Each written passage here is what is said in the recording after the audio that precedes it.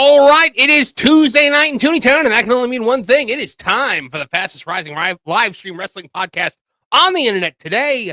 It is time for Tooney Talk Wrestling. Folks, my name is Marvin, and I am the Movie Monster, and I am pleased to bring you guys another week of nonstop wrestling action. But this week, we're doing things a little differently. This week, we are going to touch on a few news items in the beginning of the show, but then devote the bulk of it to something a little different. We are going to be exploring a classic wrestling pay-per-view show. We are going to be going back in time 27 years.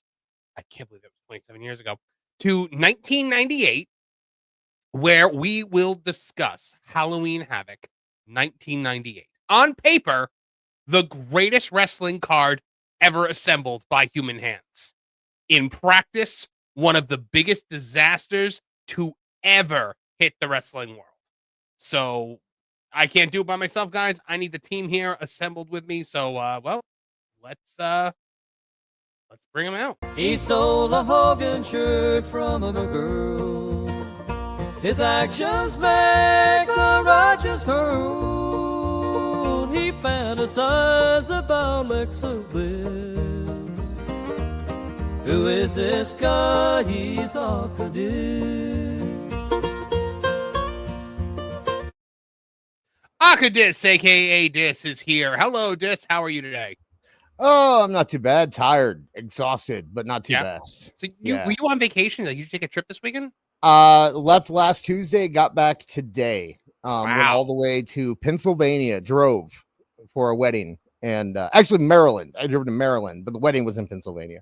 And then had to drive back. We got back about 3 hours before the show started, just enough time to watch Halloween Havoc 1998.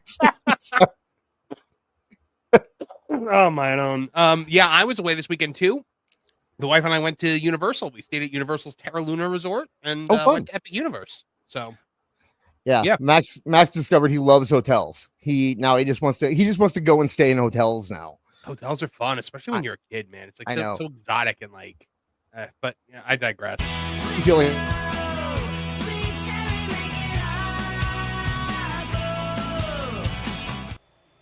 There he is. Nope. Awful. Awful. Is he dead? Did he die? Awful's dead. He was there when he swear. There he is. If he actually had just died there, like if he had just had like a brain aneurysm and you were like, Awful's dead, you would have been the asshole. He says that all the time, by the way. Yeah, horror. Yeah. Shout out to you and Cumia. Let me know how my mic sounds. It definitely sounds better. People were I'm working with a new microphone setup. I'm working with a new microphone setup right now because everyone thought that the awful curse had jumped from you to me because my microphone was having issues, my older one. So finally got a new setup, and this new microphone is pretty cool. So, nice. What pencil? Unfortunately, Kevin Apollo cannot make it here tonight. He has got a whole bunch on his plate today, including his show Late Night with Lauren and Apollo, which is at 11 o'clock tonight over on the WCW Pro channel. So make sure you show up for that. But guys, we have to dive in here because we've got some news to cover before we get into our feature topic of the week. But before we get to that, guys, out in the audience, this is a show that is made for you and financed by you. We count on your generous super chats to keep the lights on around here. We do take breaks for super chats of $50 or more. Otherwise, we stop in between topics to read your super chats and thoughts aloud. So let's see what you guys have to say. Regina Sharp checking in, saying, always has been, always is, always will be. Glum gold, glum gold, glum gold, glum gold. The incorporated motto. Now shut up and buy our stuff. There you go. Probably the worst Scottish accent I've ever done. I can usually do a pretty good one. I don't know what's wrong with me today. That sounded fine. You and Kimmy for $1.99 says I'm saving up for Saturday. Yeah, guys. So just so you remember, Saturday for most of you probably don't know, there's an AEW pay-per-view on Saturday, and we are going live for it as always. So we are gonna, have our $1,000 or $1,200 goal. I haven't decided what the goal is yet. Hold on. What? Saturday is a pay-per-view for AEW. It is. It's Wrestle Dream, right? Wrestle something. Something. Yeah, I don't know. It really says something that we don't know anything about. I don't know what the main event is. I don't know anything about this. But I'm going to pay $50 for it, and we're going to rip it apart live on the air. It happened so quick. Like all what was it? All Out? That was just like a week ago. It feels like, yeah. And now we're already on to Wrestle Dream. So yes, it's Wrestle Dream. That is the pay-per-view on. Yep. So at the very least, be an awful Saturday for me. Yeah, we'll see if we can get Awful to join us as well. So, Uncultured Barbarian checking in for $10 says the local smoke shop was not joking about their hash-infused pre-rolls. Started enjoying one, and now I want to hear Dave Schultz saying Foghorn Leghorn quotes. He says, I also want to hear Tripp reenacting the Major Lennox answered with his life bit from Sharp's Rifles. I can't be the only one who knows it. Well, in the conversation between you and I, you are, in fact, the only one who knows it. Because I have no idea what you're talking about. Yeah, dude. Your super chats with these deep cuts. That's crazy. Well, I like it because it gives me more of like a cultural education. Also, it gives you money without you having to actually answer a question because you don't understand it. So, well, yes. I'm kidding. We love you. So, guys, All In. You know, we watched AEW All In live from Texas. We did a whole live stream during it. It was a very, very long show. I don't remember anything that happened on it. No, it was a very long show because wasn't that? They're all jumbled up now. That was the one where we had to go after too because we had WWE to cover, right? So we covered a WWE thing afterwards on that one. So Neckbeard called it Wrestle Wet Dream. By the way, a shout out to AEW Neckbeard out there in the chat, our mod extraordinaire, you guys company, keeping you entertained out there. He says we should make the goal 1,500, but we'll see. We'll see. But yeah, so it turns out that the 30,000 fans that were supposedly in attendance were not actually in attendance. Correct. Yeah. So let's see what happened here. So JD from New York tweeted out, did AEW try to NDA the state of Texas from releasing the official AEW All-In Texas attendance figures, which, by the way, was reported as just a little over 21,000 and nowhere near the 30,000 they were so gleefully bragging about. Sounds like AEW is trying to manipulate the narrative and hide the fact at how badly they are really struggling. This is pretty damning, guys. That's like almost 10,000 people they lied about. Yeah, and they've gone on to say like they sold 27,000 tickets, but only 21,000 were scanned, which means that a lot were probably comps or bought out by somebody who wanted. Maybe it was bought out by WWE to make the arena, make the stadium look empty. Remember, we heard that story a few weeks. That was one of the things that was being. WWE bought 10,000 tickets to AEW just to make them look bad on TV. I don't think so. And then they said that they sold this one. I found interesting. They sold about 700 tickets for suites, and they only scanned about 250. So that has to be them buying. Why would they like? I guess they're giving away suites to people that aren't going, which is really weird. Especially, and like almost 500 people didn't show up. Yeah, and that had suites. Like if I had a suite to the ballet, I'd go just to hang out in the suite. I bet they were bought up. They were either bought up and tried to be sold on scalper websites and nobody wanted them, or they were bought for companies to bring their employees or something like that, and then they just didn't show up. Right. Yeah, that's because I had a buddy whose boss used to buy suites for almost everything that came to St. Louis, and it would be a hand me out to people be able to sign up and if they wanted it and that kind of thing. But that I guess that has to. I can't figure out why. Like I said, any ice skating, I'd go watch if I had a suite to it, just to hang out in the suite. So you'd think people would go, but enough people just didn't want to go to that. It's depressing. Even in a suite, that show would be a slog. Yeah, but if you get the right suite, I mean, I don't know. The only time I've ever been in a suite, everything was kind of provided to. You got food, and there was a layout, and somebody was bringing you stuff. So you go just for the experience, but I don't know. So let's see. Here it says the suggested confidentiality clause, I guess that AEW was trying to get the state of Texas to sign, would have the city agree not to publish or disclose attendance figures, turnstile counts, drop counts, ticket numbers, revenue, box office receipts, and similar information, except when disclosure would be legally unavoidable. Even then, AEW's language would have bound the city to notify the company in advance and assist in claiming that AEW's attendance information is a trade secret under Texas law.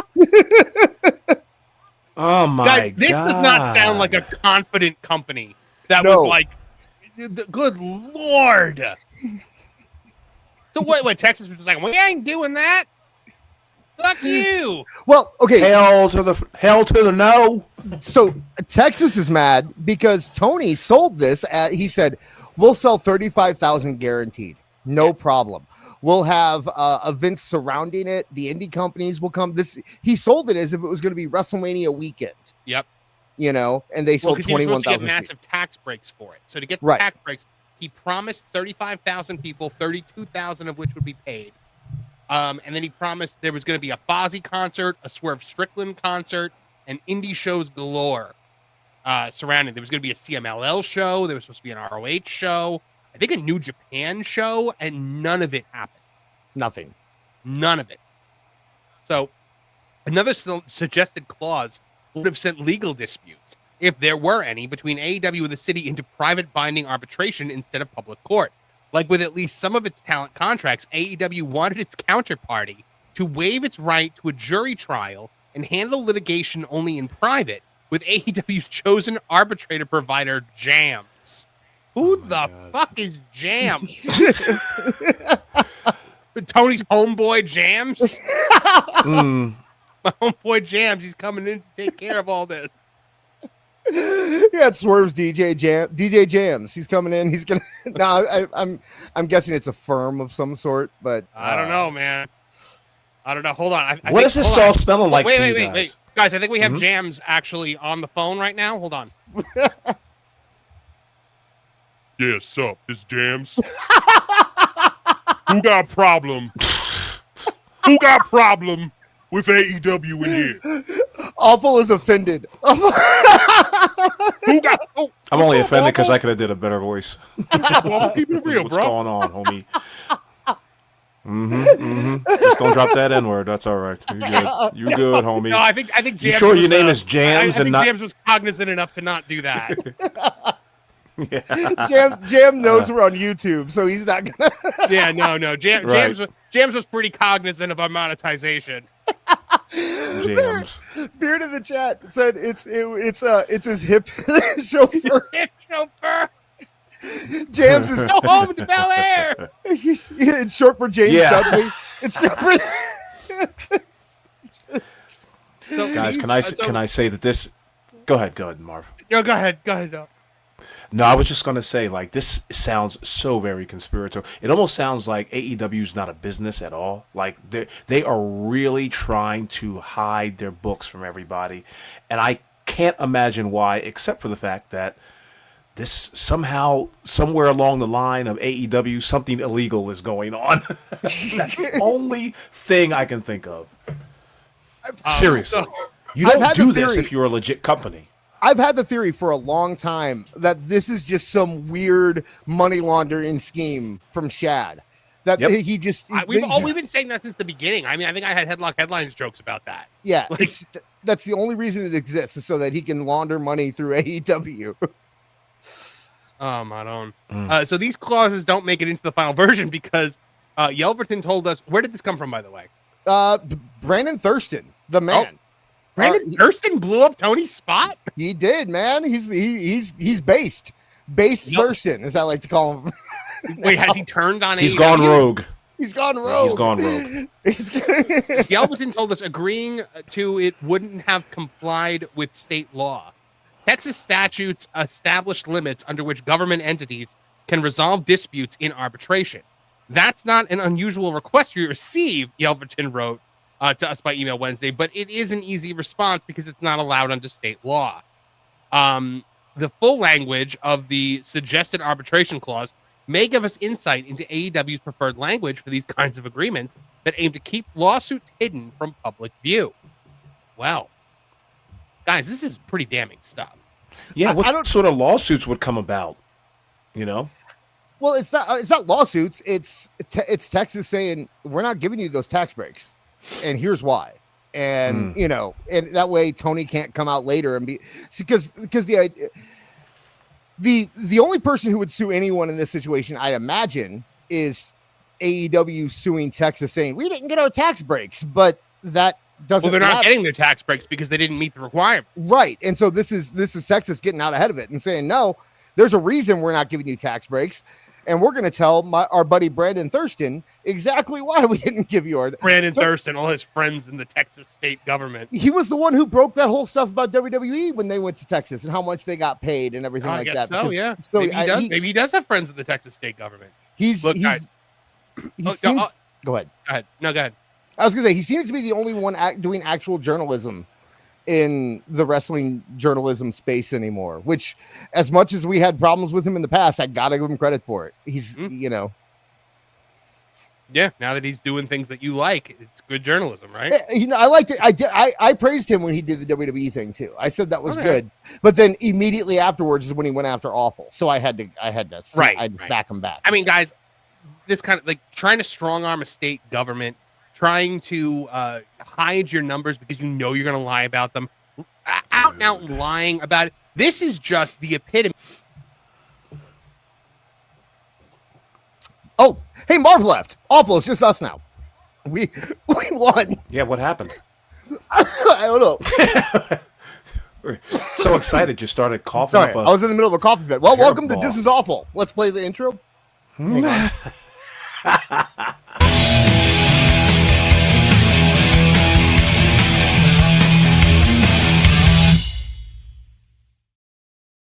This is awful. Now we're doing a special Tuesday episode. Tony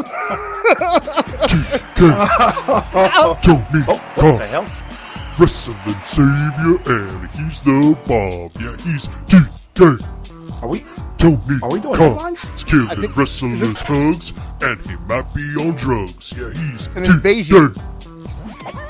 Sounds like one. Oh my God. Wow. Look what we have here. A bunch of know-nothing art cards trying to sound off about my AEW.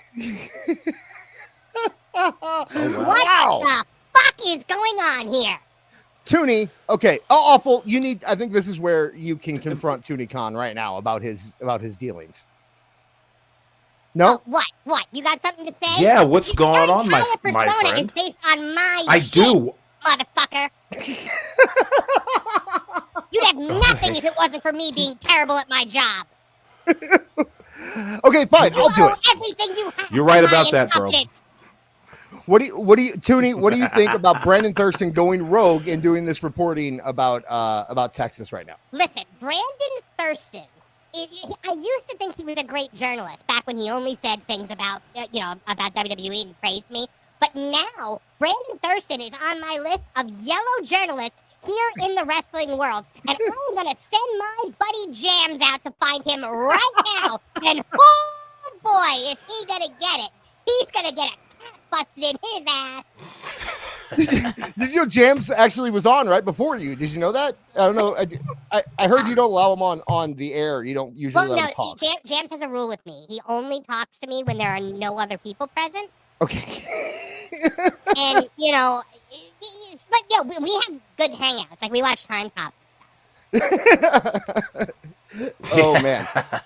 Well, he's a really nice Booker T. So what's going on, Tony? With your yeah, please inform us on why you would want to keep the attendance numbers secret from everyone else. Because they were really low, and I was embarrassed. You're not even trying anymore, Tooney. You're just going for honestly, it. Right? I love it. At the end of the day, I have learned that I can say any stupid shit that I want. I can literally come out here and proclaim myself the Lord Jesus Christ, and Dave Meltzer, my best friend, will go out there and claim that he saw me walk on water. We're not allowed to talk about Dave Meltzer anymore. So Dave Meltzer. We got hit by the Dave Meltzer police, so you're good. Wait, maybe was that you? Were you part of that movement? I can neither confirm nor deny my involvement. I'm slippery like a shadow. There's shadow slippery. Yeah, I think so. You know, Nigga, you have to write me better metaphors. while you're here, what do you think about Meltzer going after you about signing Andrade? He hasn't been happy with you about that either. He said Andrade isn't reliable. He burned you once, and he doesn't know why you brought him in. So there's plenty of people just as good. I'm happy to take back anyone who will agree to being my friend in public.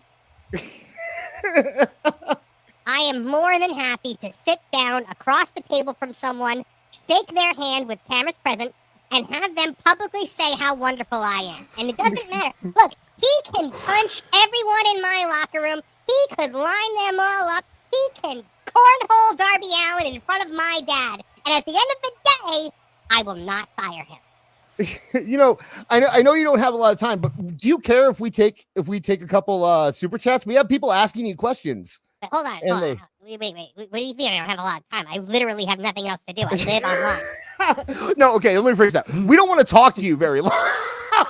Oh, see, now that I'm familiar with. So, but we got a question here for you from BT23. He's asking, how low are your show numbers going to go? Oh, you have not even seen how far I can go, BT23. How low will you let them go? I guess is the question. How long will I let them? I mean, I don't really have control over it. But let me tell you something. The number of Tony Khans that are watching that show is the same as the number of Tony Khans that were watching when AEW started. 1. And that is the key demo. Now I guess we should probably ask you about the question that everyone's had on their mind. What's your comment about the AEW fan who had 4 people locked up in his basement? Oh my gosh, are we still talking about that? We all have people locked up in our basements, guys. Got 5 right now. I mean, at the end of the day, how do you think we get the key demo where we need to get them? We have to kidnap the people that are in the key demo and then force them to watch with the little hooks in their eyes like a Clockwork Orange. No, couldn't you just like set up boxes and pretend people are watching? Why do you have to put people in your basements and make them watch? Well, you know, it's always nice to have company. Okay. you got anything for Tooney? Awful. If anybody else, I think we have more stuff in the chat possibly here. Here we go. Okay. So another one, we got one from you and Cumia. Tooney, when did you marry Orange Cassidy? Oh, it was a lovely private ceremony. We had a June wedding. It was really nice. Our colors were, you'd think orange, but no, lilac. Aw, that's sweet. We got 5 from Regina Sharp. Tooney, has Mercedes Moné let you buy her dinner yet? I mean, she makes me buy her dinner. How do you feel about her and her boyfriend? I have nothing bad to say about Mercedes Moné. I mean, she's the greatest women's wrestler of all time. She's the best. Shut up. What are you trying to do? What are you trying to do? You trying to get me killed? Okay, what do you have to say about the Beast Mortis, though? You know, you think you know a guy. Right. You think you know someone, you think he's your friend. And then one day, you find out that he's dating your pretend mean girlfriend who you hate. and it hurts, okay? Like, aww. I give my dad's money to everyone that I know. But at the end of the day, all I ask is just for loyalty in return. Is that too much to ask, really? I don't think so. Speaking of not too much to ask, we have a question. I think you should be able to answer this question. Tooney, do you have the max numbers? No. You've said you know the max numbers, and they're great. No one knows the max numbers. They say that if you look upon the surface of the max numbers, you will know true insanity. What about BJ Bethel? BJ Bethel claims he knows the max numbers. Well, BJ Bethel knows everything. BJ Bethel is the ultimate source of all things in the wrestling universe, and he should be listened to at all times. He's new Brandon Thurston. He's the new Brandon Thurston. Because the old Brandon Thurston says stupid things, like I tried to strong arm and silence the Texas state government to hide my horrible numbers. Okay, we got another question from Liquid Fox. Cody Rhodes, Tooney, CM Punk. Who are people who have hurt me deeply in my soul?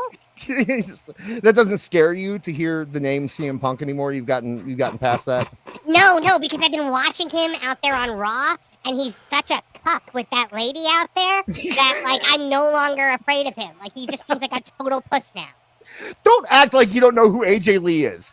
I dare it. When AJ Lee came back, you were sitting there wearing your AJ Lee shirt and chanting therapy with everyone else. I know you, Tony. I know you, Tooney. I know what's going on. I don't deny any of that. We got 5. Anyone that could is under an NDA. We got more. BT23 for $5. Tooney, how come the Cons can run the Jag successfully this year, but not AEW? Because nobody lets me actually do anything. Like, literally. What? How things succeed, and then I get to look like I'm a success in the eyes of my father, and then I go have fun with my friends and lose a lot of money. Your friends in AEW?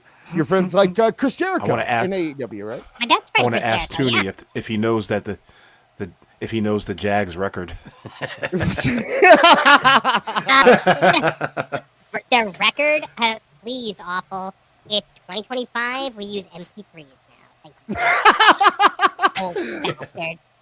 You know, I've had enough of you and your little YouTube channel and your Twitter and you're taking shots at me. You know what, motherfucker? The next time I see you, I'm gonna smack the say that again. snot right in the nigga. What? Nigga, what are you trying to... He's what? He's black. Awful, I wanted to just say that I think you're a great guy. And, you know, I think we can be friends one day. One of your biggest fans, AEW Neckbeards, in the chat for $2. 321,000 obese viewers equals 642,000 viewers, right, Tooney? Hey, if they have to buy 2 seats on an airplane, they count as 2 viewers on my show. Beard broke Tooney. Over there, like Jimmy, he's like Jimmy Fallon on Saturday Night Live when Horatio Sands shows up. We should do this more often. You should come. Maybe we'll do an Ask Tooney segment every week. Ask Tooney Con question. Maybe, but I hold on. I think there's one more super chat in there. Not to tell you how to do your job. There is a job. Tooney, is Britt Baker on sabbatical or injury time?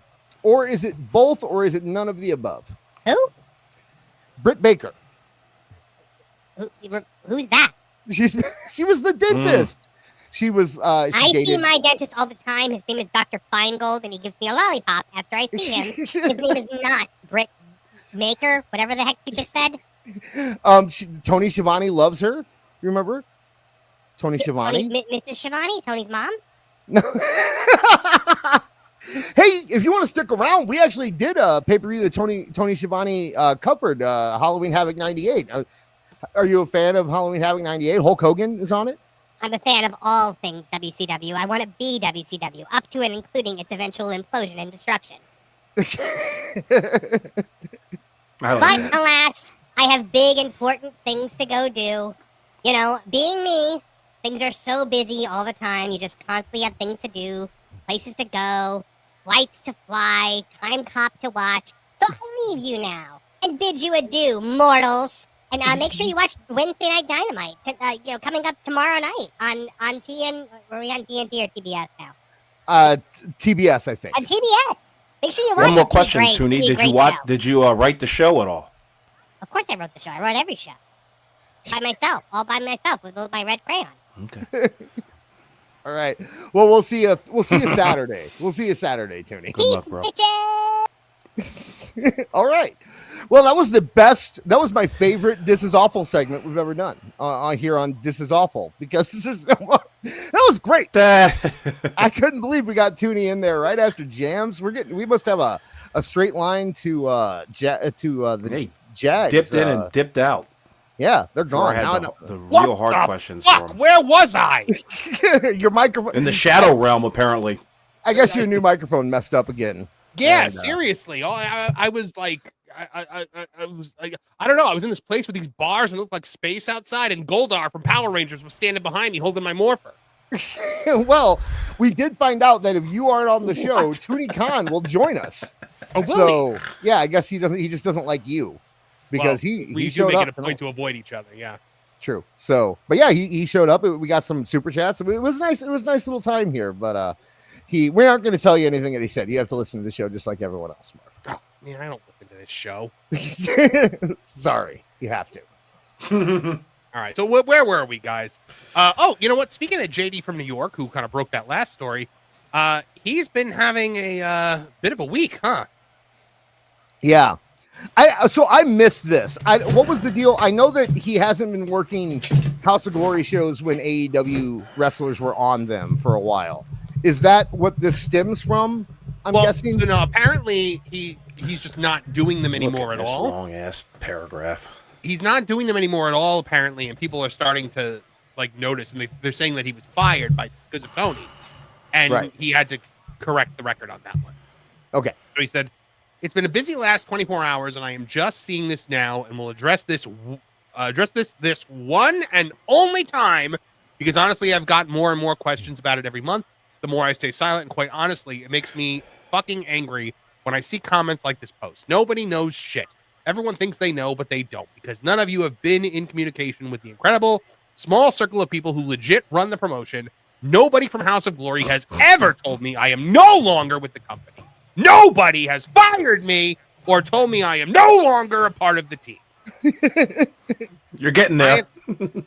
I have had several conversations with the Amazing Red and Brian XL one-on-one, both who I have tremendous amounts of respect for. They are family to me. I have asked Brian XL as of recently when I can come back, and have been told and have been given no answer, but sit out for a little bit or let me talk to them. Yeah, that really sounds like they're bringing you back, JD. Yeah.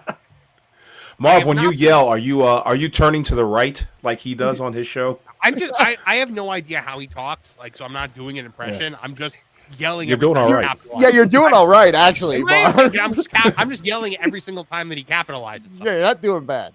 So I have not been clued in on those conversations or if they took place. It's frustrating to be told one thing and that one thing doesn't happen.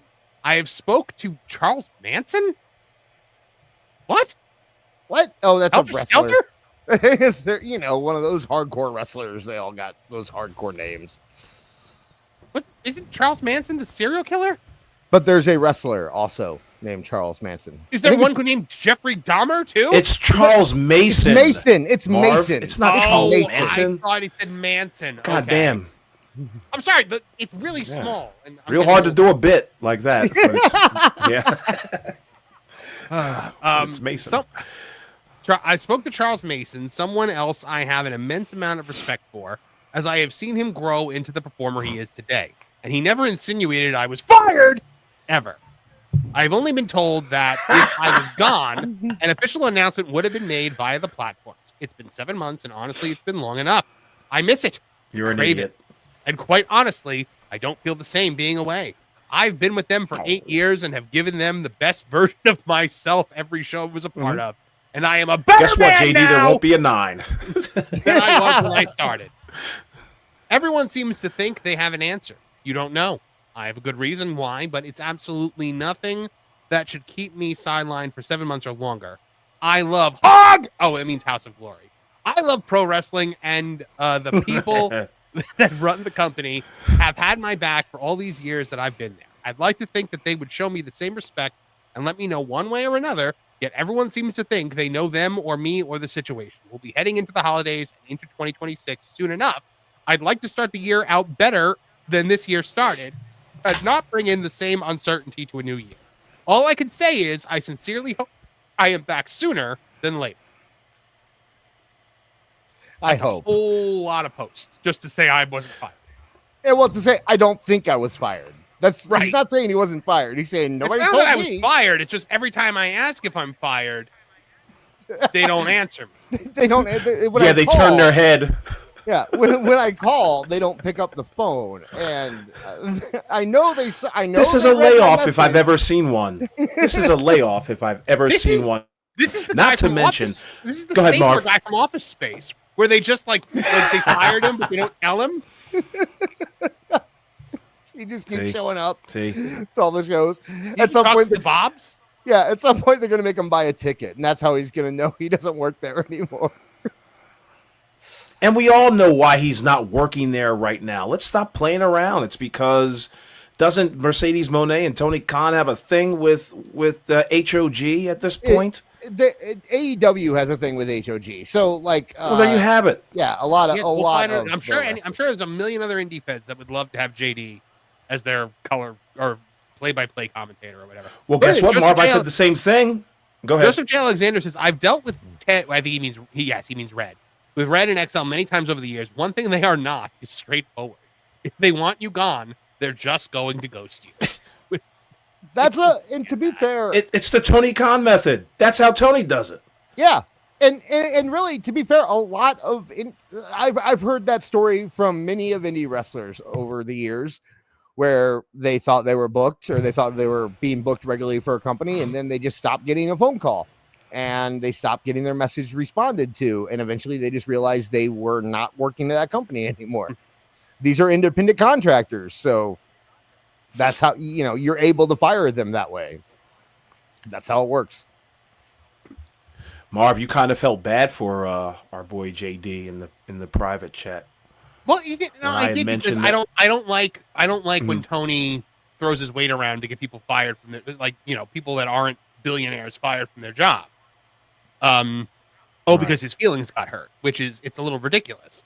But I know, Awful, you have no, I actually do feel bad for the guy. I think that losing an opportunity because Tony Khan's ego is so fragile is a little ridiculous. But I know you have you have absolutely no. Yeah, No. I am totally in agreement with you on how Tony handled the situation. He handled it ridiculously. What I don't like to see is that JD is confused, and he's trying to make his listeners or his audience confused as to why am I, I don't know why I'm in this predicament. I feel like a victim. No one's really told me anything, but I'm not fired and I haven't been let go. Well, if that's the case, you said it there earlier, Marv.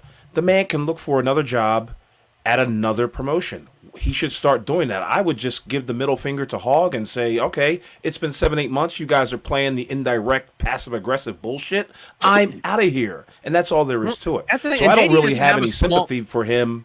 Yeah. JD doesn't have a small platform. I'm pretty sure that, he could actually. No, it's pretty damn big. Yeah. Yeah. Well, I guess my main question, because we don't know the whole story, so it's hard for me to really make a decision on it because the guy steals your jokes on Twitter. I know. Well, no, at no point in this does JD say that he has been contacting them.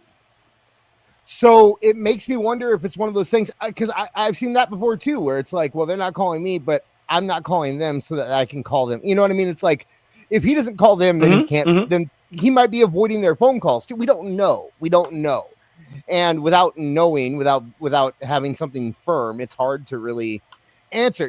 Because I heard the same thing. Someone in the chat said it. I heard the same thing. Where was it? Oh yeah, Connor. He said that Brian XL, I've heard this too, isn't thrilled about the AEW talent, that they haven't been drawing. And they don't draw for AEW. How are they going to draw for House of Glory? Yeah. So, just it's hard. I feel bad if what he's saying is completely legit and he hasn't tried to reach out, and he has tried to reach out to them and tried to do something, then sure, I feel bad for him. But I need to know he skirted that issue. I've noticed every person that he's put up on this post, he's buttered up a little bit. He hasn't badmouthed anyone yet, but it sounds like he wants to. I think this is one of those stories you give it another 4 or 5 months, and then the truth will really reveal itself. But as of right now, the speculation is how long has it been since they booted him? 7-8 months. Yeah, according to Chris in the chat, it's been 7. I think that was when I think 7 more than half a year, and they're not calling you back, dude. You're done. Yeah. Thank you. Yeah. That's all I was trying to say. Why is he so confused about this? Anybody who, dude, if has no one ever given him lip service before? Does he not understand when he's being bullshitted? Yeah. Because that sounds to me. You'd be surprised, Marv. Sit out for a little bit, or let me talk to Red. That's being bullshitted. That's having lip service. And the wrestling business, from what I understand, is famous for that crap. Now, if what we heard in the chat and what I heard before is true, and that they're not happy with AEW, how the AEW guys are drawing there, and it might just be a deal where they're let's get through our AEW guys and then bring you back, and we'll never bring any from AEW back again. and JD just can't say anything, then that maybe it's so weird. Why the fuck would you want to go back anyway, though? Some company treating you this way, and they're like, you can come back now. The coast is clear. It's just like, F you. That's what I'm saying. Like, if JD was smart, he wouldn't have wasted his time making these paragraphs and put up some CVs and some resumes for some other promotions out there. Mm-hmm. Or, you know what? He said he wasn't getting paid either to be there a long time ago. He said he wasn't getting paid. Can I just say one more thing? Why does JD need to be in the wrestling business? Yeah. Like, why you make a lucrative career, I assume, as a podcaster. Like, why not just let that be your thing? Why do you actually have to be this is the thing that I don't like, is that everyone feels like they suddenly need to be a part of it. Like, no, just be an outsider. Dude, you can't damage somebody's dreams. That might be his personal dream. He's probably always wanted to be a ring announcer or something. I can't go against the guy on that, but here's what it is. And I've said it, all of these guys, JD, Brian Alvarez, Dave Meltzer, Sean Ross Sapp, they wanted to be wrestlers. And they didn't make it as wrestlers, but they got close enough to know some of the guys. And they said, I'm going to make a website off of it, or I'm going to make a podcast off of it. But his real dream is still to be a wrestler. So anything that brings him closer to that, House of Glory can call and say, hey, come do commentary for us. We're not going to pay you, but come and do commentary for us. And he'll be there he'll be there as fast as he can. Because but then at the end of the day, when they don't call you back for 7 months, like, it's time to walk away. It's time to be a man. Like, you're just looking pathetic at this point. It's what about what's his name? What was his name? The guy who was in Beyond the Mat, jumping on the trampoline. What was his name? I wasn't booked. I wasn't booked. I can't remember his name. And then eventually, he was a jobber in WWE or something, and he had a couple. He had a big match in Tuscaloosa, Alabama, or something, and so he thought he should be booked because he was Terry Funk's friend, and he didn't get booked. And then Terry Funk came back to him and said, "You could be a ref." And he's like, I don't know, man. I don't know if I want. Guess what? He reffed that show. All of these guys will loved it. Dennis Stamp. Thank you, Ryan Damon. Dennis Stamp.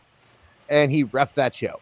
They'll always do it. They'll always. So he's being nice because he wants the gig because he's a mark. And he's a mark. And I'm not using that derogatory. I'm a mark. We're all marks. It's not a derogatory term. We're all marks. Like, yeah. That's why we're in all of this stuff. It's. So that's all it is. Is that he's a big sorry, fan. JD. He wants to better be luck part next of it. time. I mean, look, I just don't think Tony needs to be taken. I agree with you on that. At the end of the day, Vince McMahon was able to exist in the same room as people that like tried to run him out of business completely, like went for blood and brought them back. He shared a room with Eric Bischoff, for the love of God. And this guy can't let JD from New York do commentary on a show that he's not even at. During the Monday Night Wars, they let WWE and WCW let the wrestlers wrestle each other for Terry Funk's retirement show, which he did, which it didn't even end up being a retirement show. But they let him. It wasn't even like a fundraiser or something like that for a wrestler who died's family, or it was just his retirement show. They let him do it because they were men and they could deal with being in the same room with people that they were enemies with or whatever. They could, but that's not the way it is anymore. Everyone's soft and they have to cry about everything. And it's both sides though. I mean, Tony cried about it and JD cried about it and everybody's crying about it. Just get it. Shut up. It's like, you ever see, like when you were a kid, did you ever watch the movie Follow That Bird? Yeah. Yep. Of course I did. The one quote that I always go back to with these people when things like this happen, like with Tony, with Tony not being able to be in the same room with anyone that criticizes him, is that guy at the end when he's crying and the cop goes, "Be a man," and he goes, "But I don't want to be a man." Like that to me is Tony.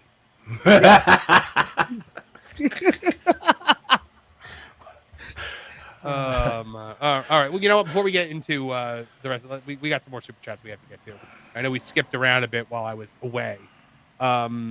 Oh yeah, sorry, Marv. I did some super chats while you were gone, but only the ones that were directed to. Thank you for letting me know. I did. I did it in the back chat before, but I just want to make sure you hear it because I appreciate you sticking to canon like this. Thank you. problem. Regina Sharp says the pay-per-view is AEW Wrestle Pony. Kenny Omega wrestles Applejack. It's going to be a tour de farce. You and Kiwi for $1.99 says Wrestle Dream is in honor of Inoki. Oh, it's the Inoki show that he likes to do. Yeah, he does that, but there's also Dynasty and Wrestle Dynasty, and all those were all supposed to be New Japan stuff. So I don't know. Regina Sharp says I don't see what the problem is, Jobber Monster. I only needed the petty cash to buy up the ticket. These tickets. That's what petty cash is for being petty. Luke Coppold for $10 says, good evening, Tooneytown. Great news. After a few weeks of surgery and treatments, my aunt is cancer-free. Oh, that's fantastic. Yay! That's awesome. Right. Give him a video. He deserves a video of some sort. Yeah, you know what? Yeah, we're gonna celebrate in some way, shape, or form. Oh, perfect.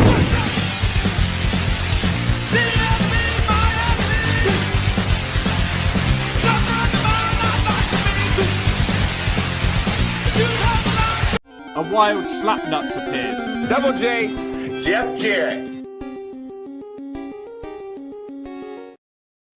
Oh, that's wonderful news. Hopefully she wasn't watching, because then Pedro Pascal would have just given her cancer again. So hopefully she wasn't watching this show, because Luke, all the best to you and your family. Seriously, yeah. That's phenomenal. Let's see. Uncultured Barbarian for $5 says, so TK is trying to strong arm a state government. Who the hell does he think he is? A mustache twirling villain in an old timey movie? It does kind of seem like that. Let's see. Snidely Whiplash. Yes. When did you marry Orange Cassidy? the last one was Beard. The last one was Beard. Numbers. Okay, great. Regina Sharp for $5 says, Tooney, is Britt Baker on sabbatical or injury time, or is both or none of the above? I guess that was for Tooney. Oh yeah, sorry. Yeah, I forgot. Tooney reminded me of that one, but I forgot. I didn't catch it when it happened, so I apologize for that. Maddie for $1.99 says, Marv's Jam sounds like Fat Albert.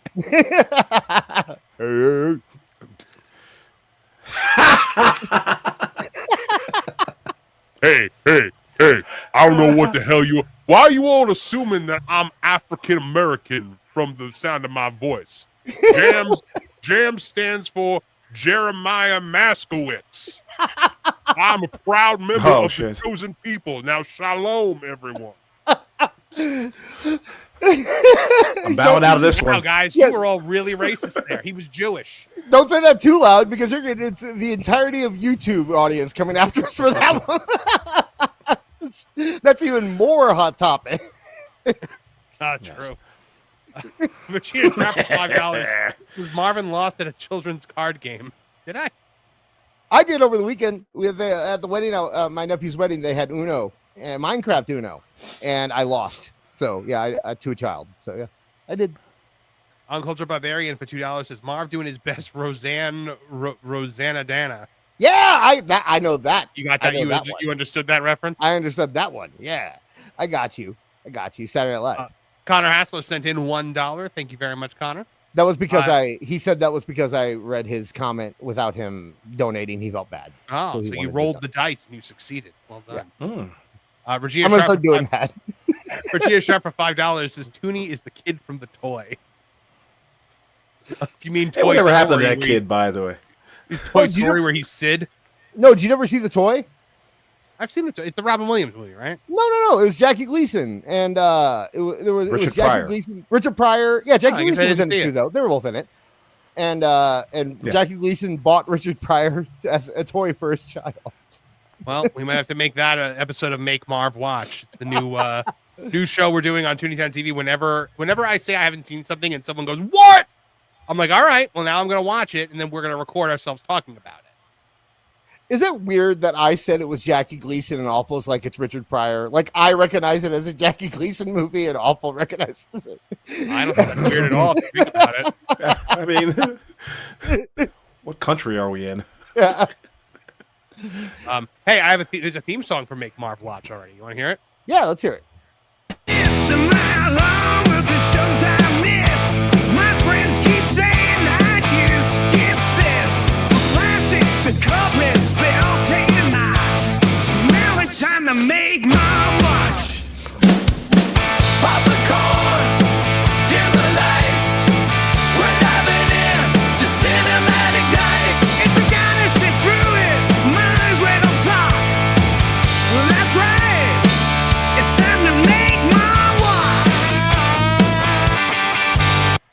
There you go. It's like an ACDC. AI is the worst thing to ever happen to the Or internet. I the swear to greatest God. thing to ever happen. I wrote the lyrics, so I did write the song. I just didn't do any of the I know, things that's that about the require only actual cool skill. part. So. I'm telling you, this I'm giving it 4 weeks till we have a new intro. With AI, yeah, probably. Yeah. No. You know what? People Awful. You don't have to do people anything like anymore. our You're song. all right. It's No. He's talking about us. He's talking about me and. Oh, me you and Awful. you. No, I'm talking about this show. What's the matter? No. I wouldn't take away our intro. I love our intro. We've The been told. first couple of weeks, I was like, okay, this is a good placeholder, but it grew on me. We've been told by several people. I love it.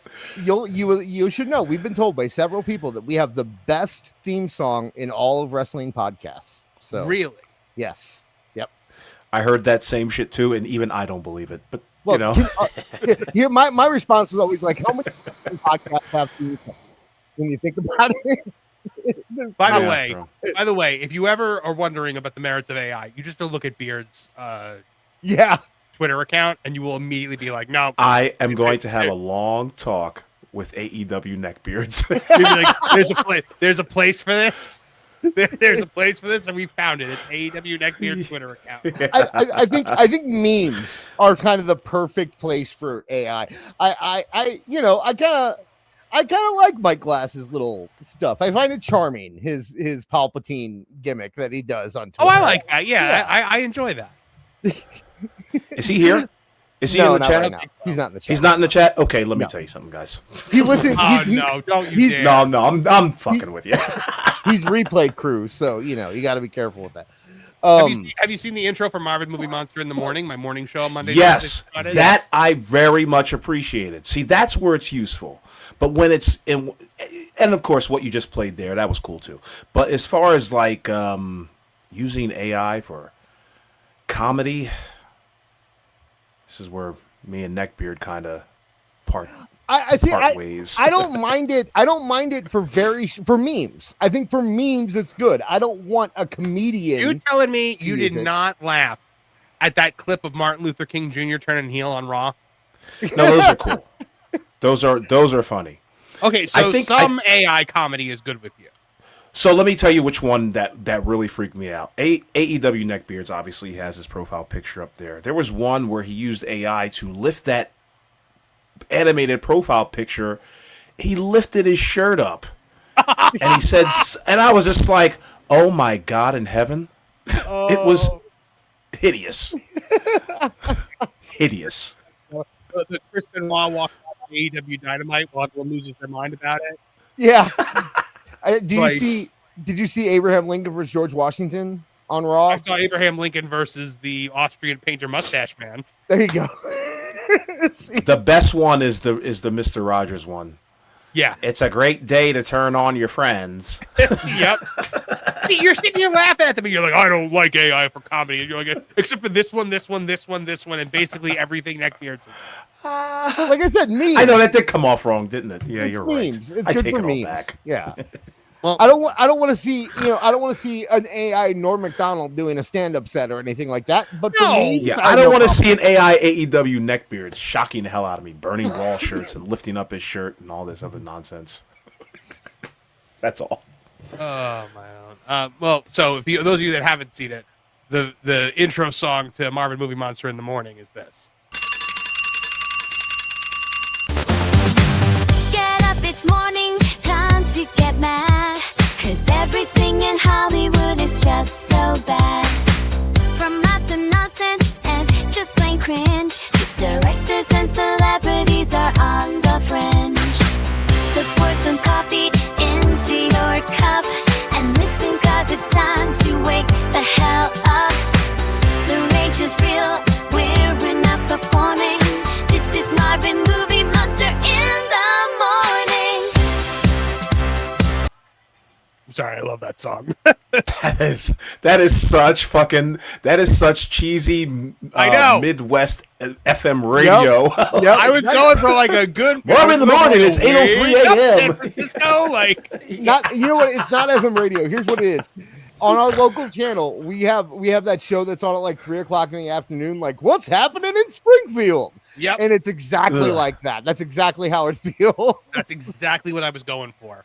It has a slightly effeminate guy and a pretty girl, and they drink coffee, and then they go to like the farmer's market and talk about tomatoes and stuff like that. Instead of that, it's me at 9 a.m. hopped up on coffee screaming about James Gunn. Oh boy, were you screaming about James Gunn? I got a question. Trade secret. What program are you using for that? Is that Sora again? It's called Udio. Yeah, I'm gonna have to send you some things because I kind of Udio is really easy. I want some things. All right, Sora you use for video. I didn't use the Marvin Movie Monster in the Morning song. I didn't use any AI video for that. That was all like stock footage that I had in my my video editing software, plus actual images of celebrities that I just zoomed in on. But yeah, the songs that you make through a thing called Udio, it's a lot of trial and error, but you know, it helps with production value. But yeah, that's Marvin Movie Monster in the Morning on Mondays, Wednesdays, and Fridays at 9 a.m. Eastern Standard Time. So we have fun doing it. It's good. It's the audience is growing for it too, faster than I thought it would. Let's see. All right, so Scott Steiner checking in over on Twitter. Kev's not here, so let me try to do my best. So let me break it down for all you dummies. I don't understand what just happened.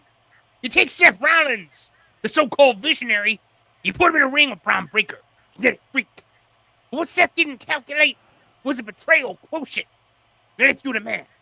Seth thought he had a 100% chance of survival with Braun on his side. But what he didn't know is that Braun's got a 66 2/3% loyalty when you factor in family bloodlines, and the other 33 1/3% is pure rage. So now Seth's sitting there asking why. I'll tell you why. Because Braun Breaker's not here to play backup. He's here to take over. He's that dog-faced destroyer, and now he's off the leash. So Seth, you took your eye off the math.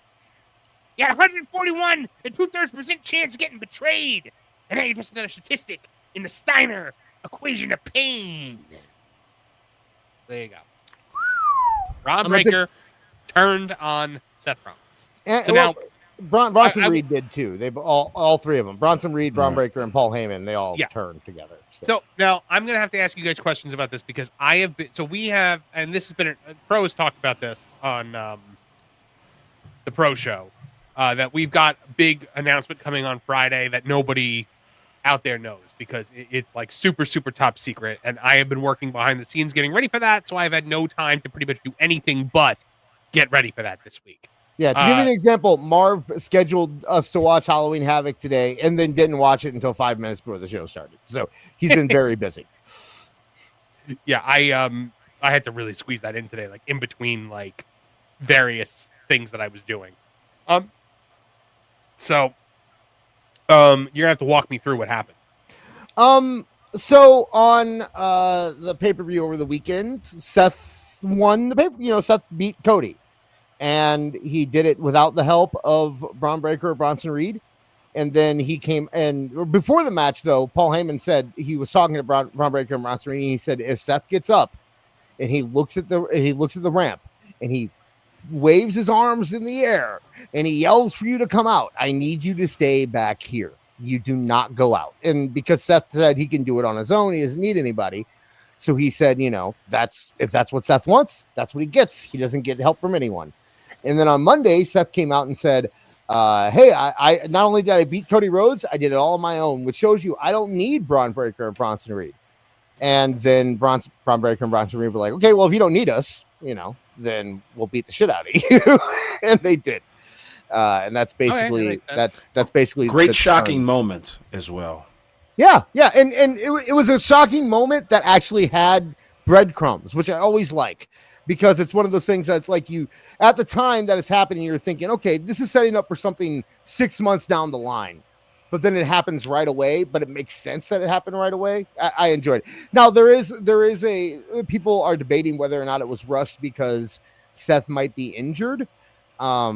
He might have had a shoulder injury during the match with Cody Rhodes. I think that it also might be a swerve. They did the injury swerve before, and I think they couldn't do the injury swerve again.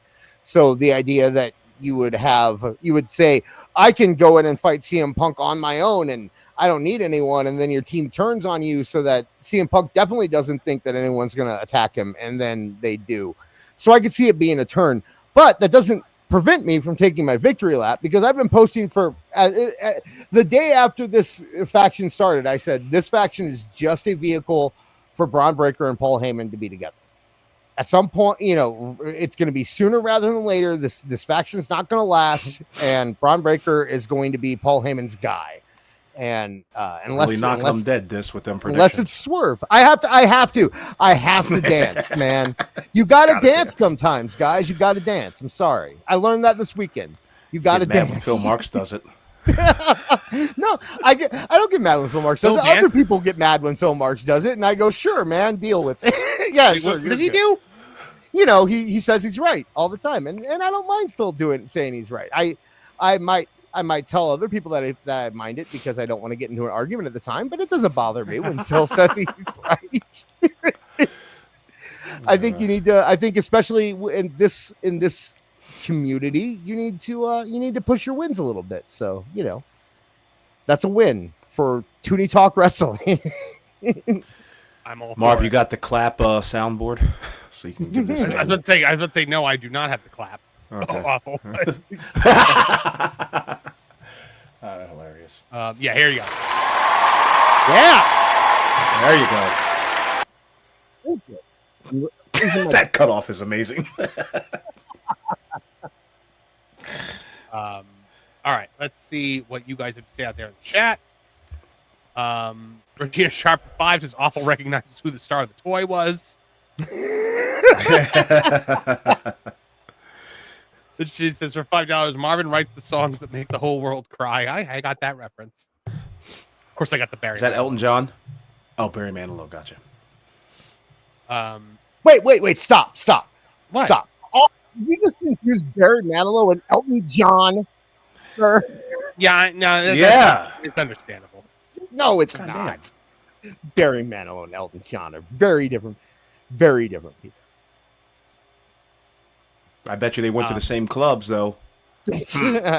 Possible.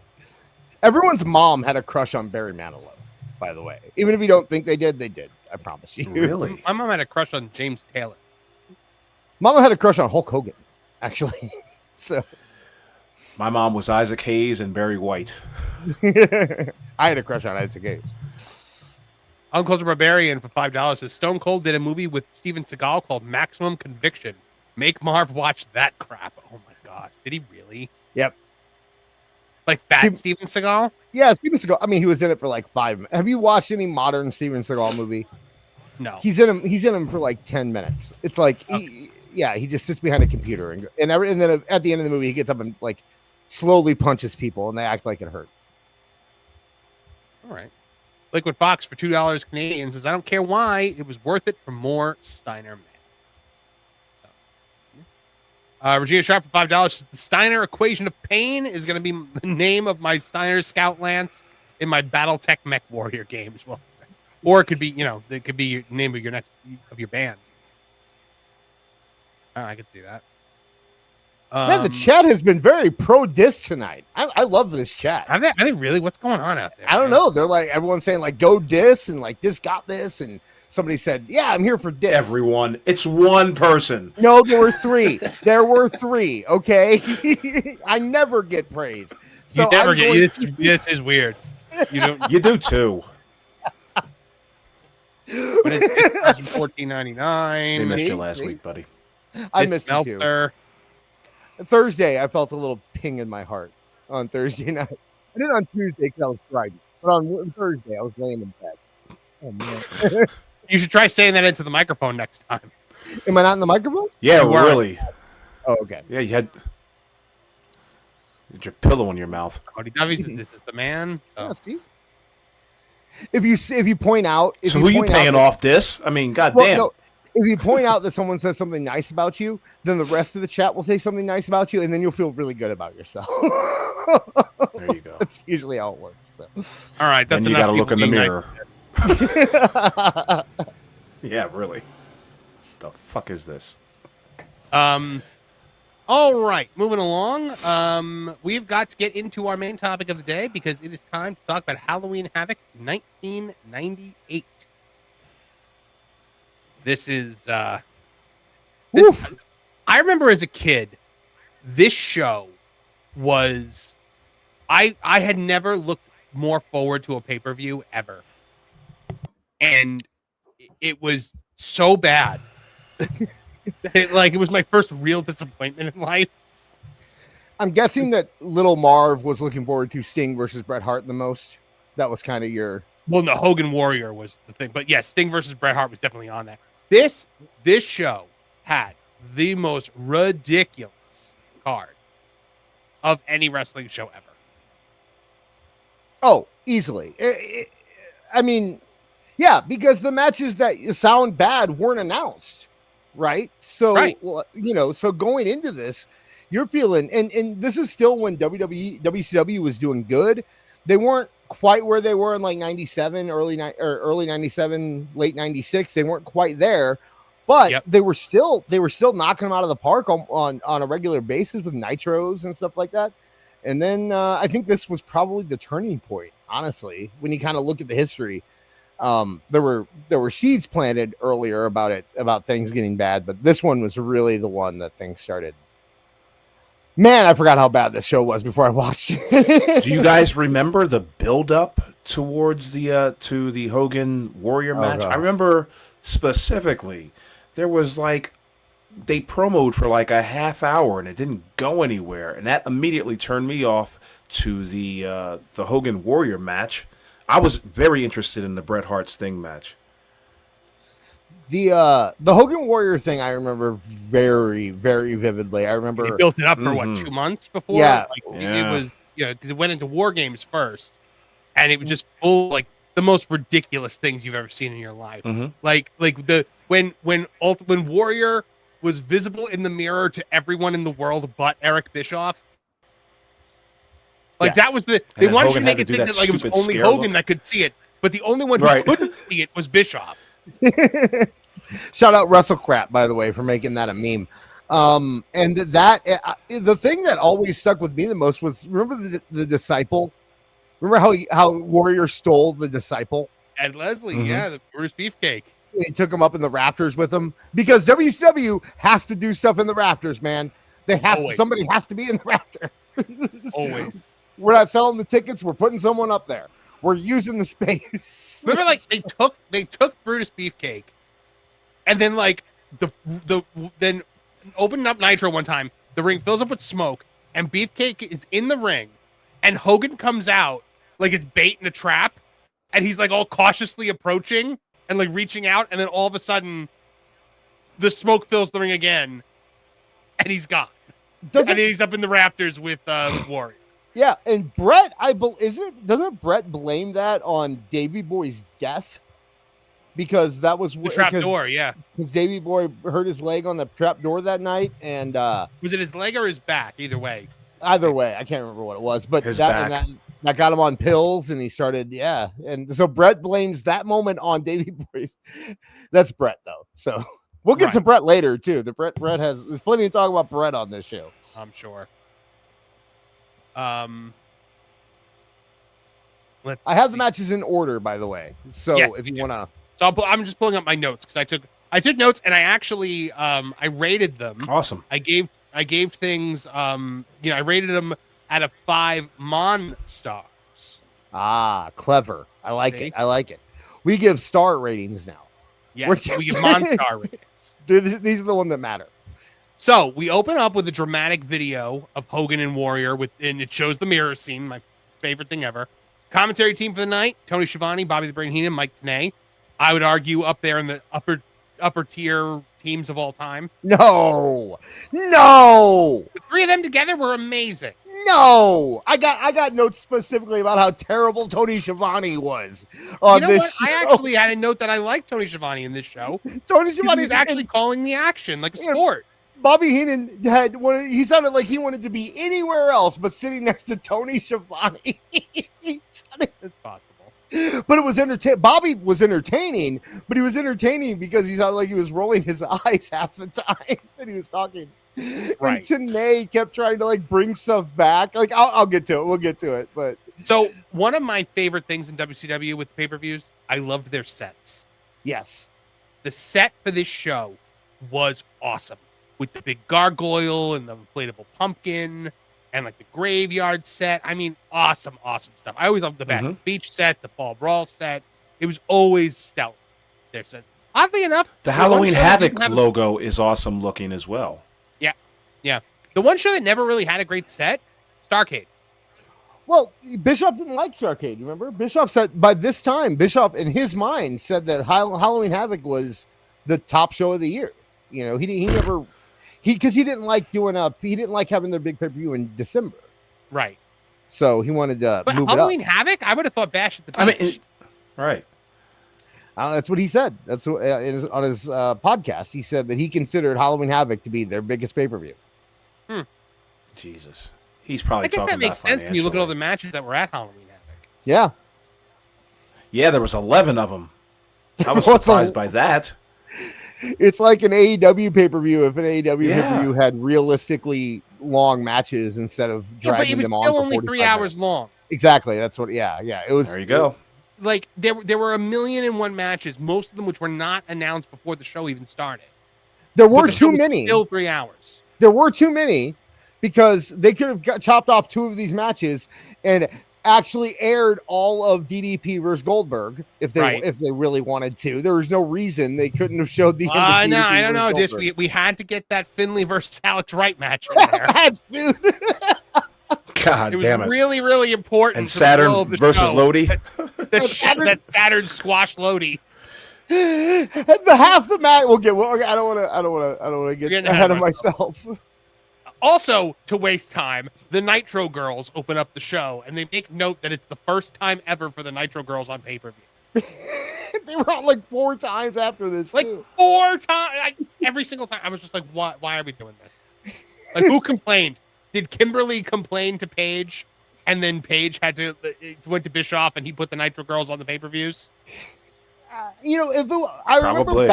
remember back then in the day thinking that, okay, well, they're in Vegas, so they want to make it be like showgirls kind of thing, like where they have the Nitro Girls instead of the showgirls out there. I mean, I understood the purpose of the Nitro Girls. It was hot girls dancing on your wrestling show. Right. They had that instead of a women's division, basically. I see people actually like asking in the chat. Like Erica just asked, "What the fuck are the Nitro Girls?"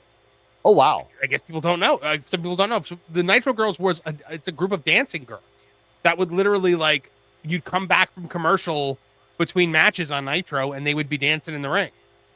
Yeah, Raw had the girls that would hold up the Raw signs. Remember, they would hold up the signs when he came back. And so WCW brought in, they let Kimberly Page, DDP's wife, lead a dance troupe that contained the future Mrs. Shawn Michaels, actually, is part of them. Yes, and Booker T. And at the time, Mrs. Diamond Dallas Page. Yeah, and Awful's right. The future Mrs. Booker T was on there, and Stacey Keibler started as a Nitro Girl too. Right, you dropped this. You dropped this like troupe of just beautiful dancing girls into the middle of a wrestling locker room. Like it must have been like what did Kevin call it? The rat economy in like towns, right? Like it must have. They must have just like the boys must have been like all over them. Who was your favorite? We all had a favorite, right? Who's your favorite? Kimberly was my favorite. Oh, Kimberly. I was that much of a DDP fan. Awful. Did you have a favorite Nitro Girl?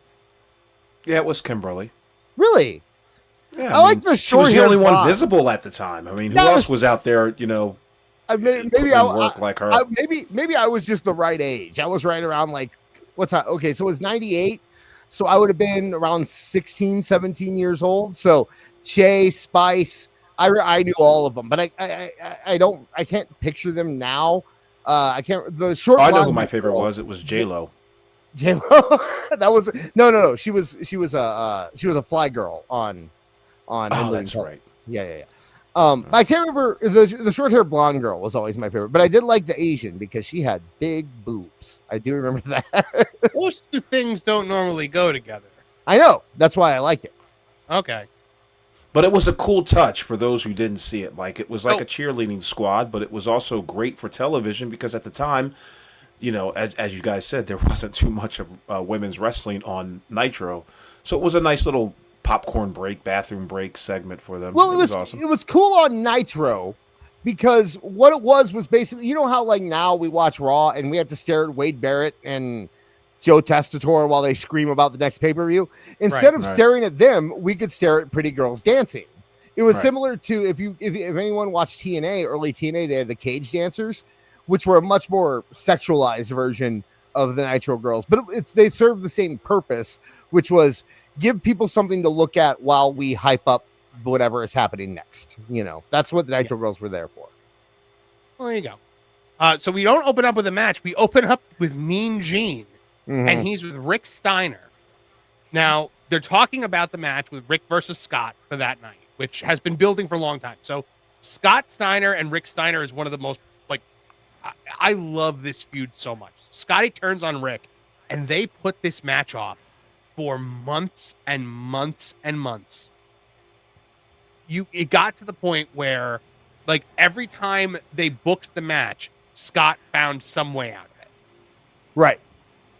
And Scotty was constantly running from Rick. And finally it was going to happen. No ifs, ands, or buts. Buff Bagwell comes out. And Buff Bagwell, who had recently left the NWO. Yeah, for no reason. For literally no reason. Right. For the second time. Also, because didn't it happened before. Didn't Scotty like beat him up in front of Judy Bagwell or something? Yeah, something like that. So Buff comes out, says he's had a change of heart. It is the most obvious heel ruse of all time. And the crowd knows it. Because the second he's like, I want to be in your corner, big man, the whole crowd boos it. And Buff Bagwell is the most 90s person that ever existed.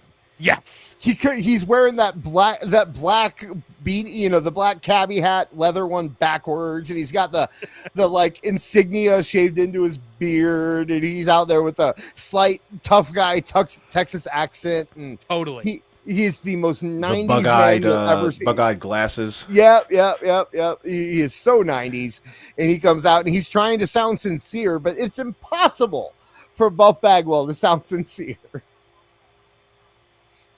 Oh my gosh. So Buff Bagwell is out there like, I'm gonna, it is the most obvious heel ruse of all time. Nobody believes it. The crowd doesn't believe it. Mean Gene doesn't even look like he believes it. And Rick's like, I don't know if I can trust you. And Buff's like, you can. And the crowd boos again. And then Buff barks like Rick Steiner. And then Rick accepts and they shake hands and the crowd boos it more. And like at that point, the commentators should have just been like, this is a dumb idea. This is a bad idea. Like, because it was so unbelievable at that point that Buff was being sincere. Well, and Bobby was kind of like, he was kind of like, he said something about how dumb Rick Steiner was when he accepted Buff's help. Yeah. And then Tony's like, oh, you see it, you got to see the good in people or some crap like that. And, it was your typical wrestling storyline where everyone in the world sees how.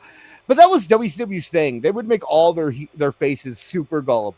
All of their faces were super gullible. Sting, that was the joke for years, was that Sting, how many times did Sting get turned on? Literally every time he accepted help. Don't you turn on me. Listen, I'm not going to turn on you. Listen, I'm with you. We'll ride or die now. Don't you do it. Don't you do it. All I want is to punch my best friend in the face. That's all I want. Every single time. Everybody accepted help from, he got turned on by.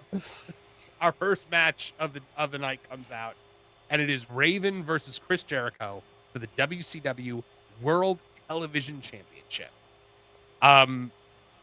Jericho's the champion. Jericho's the TV champion. Raven has just come off one of my favorite WCW storylines, which is Saturn freeing the flock.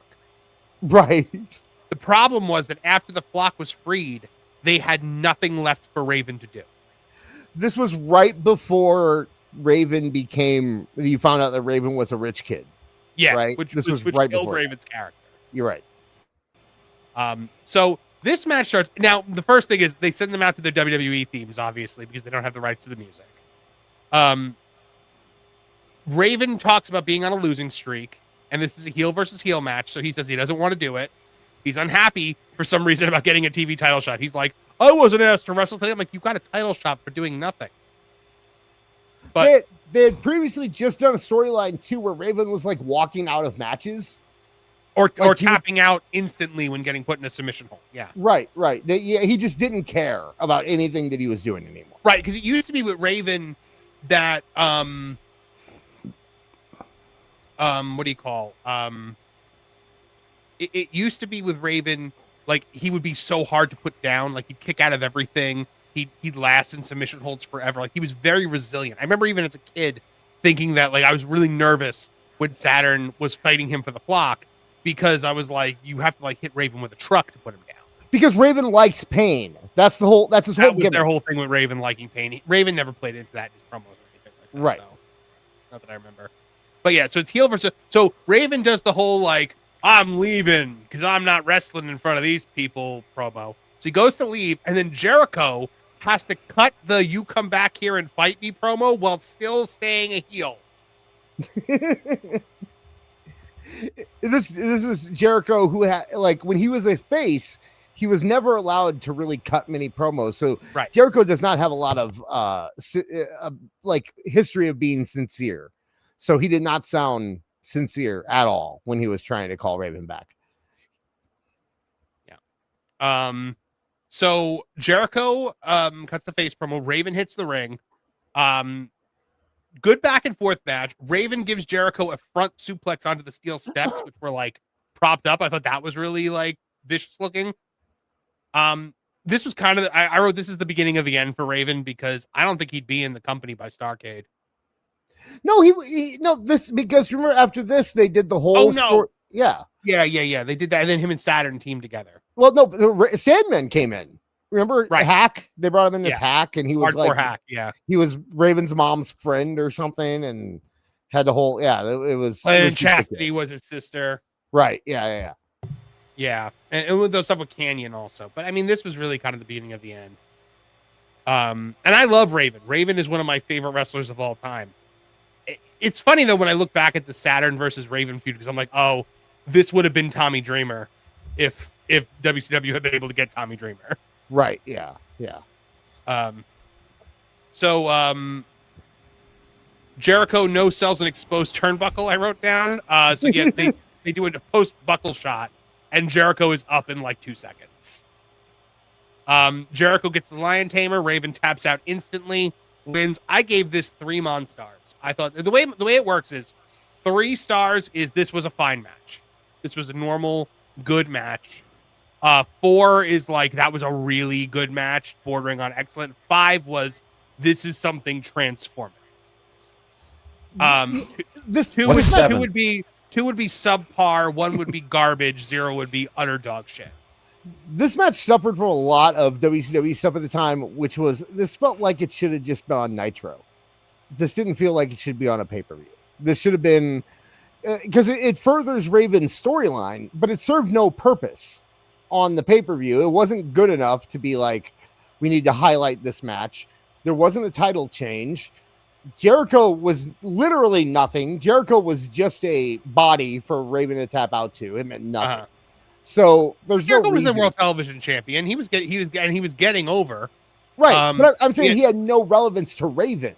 Right. It was Didn't just they a just random... do the Jericho Goldberg thing? Yeah, and I think that might have been something like I don't know. This didn't make sense because Raven wasn't. There's no reason Raven should have had a title shot. Raven was losing every match he was in. He was walking out of matches. He was tapping out instantly. I didn't understand why he had a title shot, but that's where we were at the time. Canyon did come out at the end. Yeah, he was the only flock member that stayed with Raven. Yeah. So the NWO music then hits for Bischoff and Hogan. Yeah. Hogan says, I beat everybody up in wrestling simply because I love this man so much, pointing at Bischoff. Bischoff tells everyone to shut up. Hogan talks about how he sacrificed Horace Hogan, his dead brother's son. Is that shoot? Is Horace actually Hogan's nephew? Yeah, he really is. How do you think you got a job? How do you think that man worked in WCW if he was Hulk Hogan's nephew? Man. Well, you're about to see the height of his career on this night. You don't think he favored Hogan? What do you mean? Him and Mike Awesome was Hulk Hogan. He kind of looked like Hogan. Wait, what? Yeah, Mike Awesome was related to Hogan too. How? He was. It might have been that he was related to Horace through marriage or something, but he was related to Horace, at least. I know that much. So, well, Hogan says that he crucified his own nephew and laid him to rest in a pool of carnage and blood. We then see a replay of it while Hogan continues to talk over it, but the clip still has sound. Right? So Hogan's yelling over the clip that's playing. And then in the clip, Hogan starts cutting a promo. So we have two Hogan promos happening simultaneously. Did you catch that, Disc? That was hysterical. You know what's weird is I caught it, but I didn't even think about it because it was so common for WCW at the time to have, like, because they would always keep the sound on. So, yeah, but I do remember it happening. And it's very typical of what was. They did not have the best production. But, I wrote in my notes, what is the point of this? Because it's not selling the pay-per-view. The pay-per-view is you've already bought it to be able to see this. Right. This is something that could have been set up with a video package, which they also did later.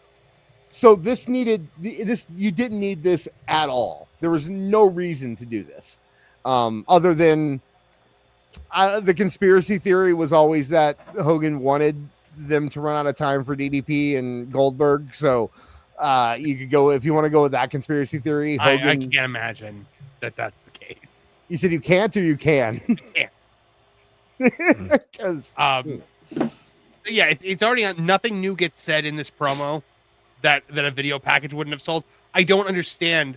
Like, so not only do we have these random matches, but we have these random promos throughout the night. Real quick about the Hogan thing though too. Remember back in the day, with WWE house shows specifically, they would have Hogan come out at the beginning and cut a promo, or like after the first match, right, kind of being like, "I'm here. I'm actually here, guys. So don't turn the channel away." Yeah, right. So maybe that was Hogan's thing where he had to come out. WWE does that now in the beginning of the pay-per-view when it shows the people like walking into the arena. Right. They're like, these guys are here. Don't think they're not here. And so maybe that is just like it does seem like a Vinceism, doesn't it? Like to let remind people why, maybe catch a few buys. People might call their friends and say Hogan's really there or something. Do you remember how much a pay-per-view back then cost? $49.99. It's about the same as an AEW pay-per-view today. Yeah, pretty much. With that's before inflation too. So, interesting. WCW pay-per-views really expensive, or AEW pay-per-views really cheap? All pay-per-views were always expensive. I wanted during the Monday Night Wars. I remember now this one they might have not been up to $49.99 yet, because I remember before. Remember they WWF put out the In Your House pay-per-views to be like the lower price option for pay-per-views, and you could get them for like $11. It was $11. That's right. And then their main pay-per-views were $25. Right. And then as the Attitude Era started getting bigger, they raised them up. And before the end of the Attitude Era, they were up to $49.99. And WCW followed them all the way there. So I want to say it might have been $39.99, but it was around $40, $50. Absolutely. Because we had to pool our money together to get it back. Right. Let's see if we have any more super chats. Guys, comment in, super chat in with your opinions on this show. Juan Araya Garcia for $2.99 Australian says, I'm in Melbourne now, going to meet Io Sky. Oh, great. Tell her we said hello. Yeah, tell her never to drink out of a shoe again.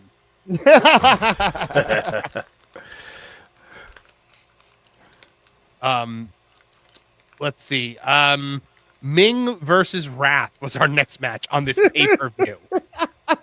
I forgot. Was this a stiff one, boys? I forgot what a terrifying looking man Wrath was. I mean, I've never forgotten how terrifying he was. But like, I forgot that like Wrath looked like a guy who would just fight you to the death. Now, apparently at this point, Wrath was undefeated since making his return. Well, yeah, okay. So Wrath was with when they had the Sinister Minister, whatever they called him, James Out, whatever they called him back then. I don't remember what they called him. Jim Mitchell. Jim Mitchell. There you go. When WCW had him, he had Mortis and Wrath, and then when Mortis became Canyon, Wrath was gone, and this was Wrath coming back as a babyface. So this is like this is more pre-Chronic Brian Clark than Wrath, really, or Brian Adams, whichever one he is. I always forget. James Vanderberg. Thank you, Ryan Damon. Yeah, James Vanderberg was what they called him in WCW. And Vandenberg. Right. So this is where he was coming back. So he had been undefeated since his return. And this was a match. It happened on pay-per-view in WCW. And I was actually surprised. So I didn't think it was terrible.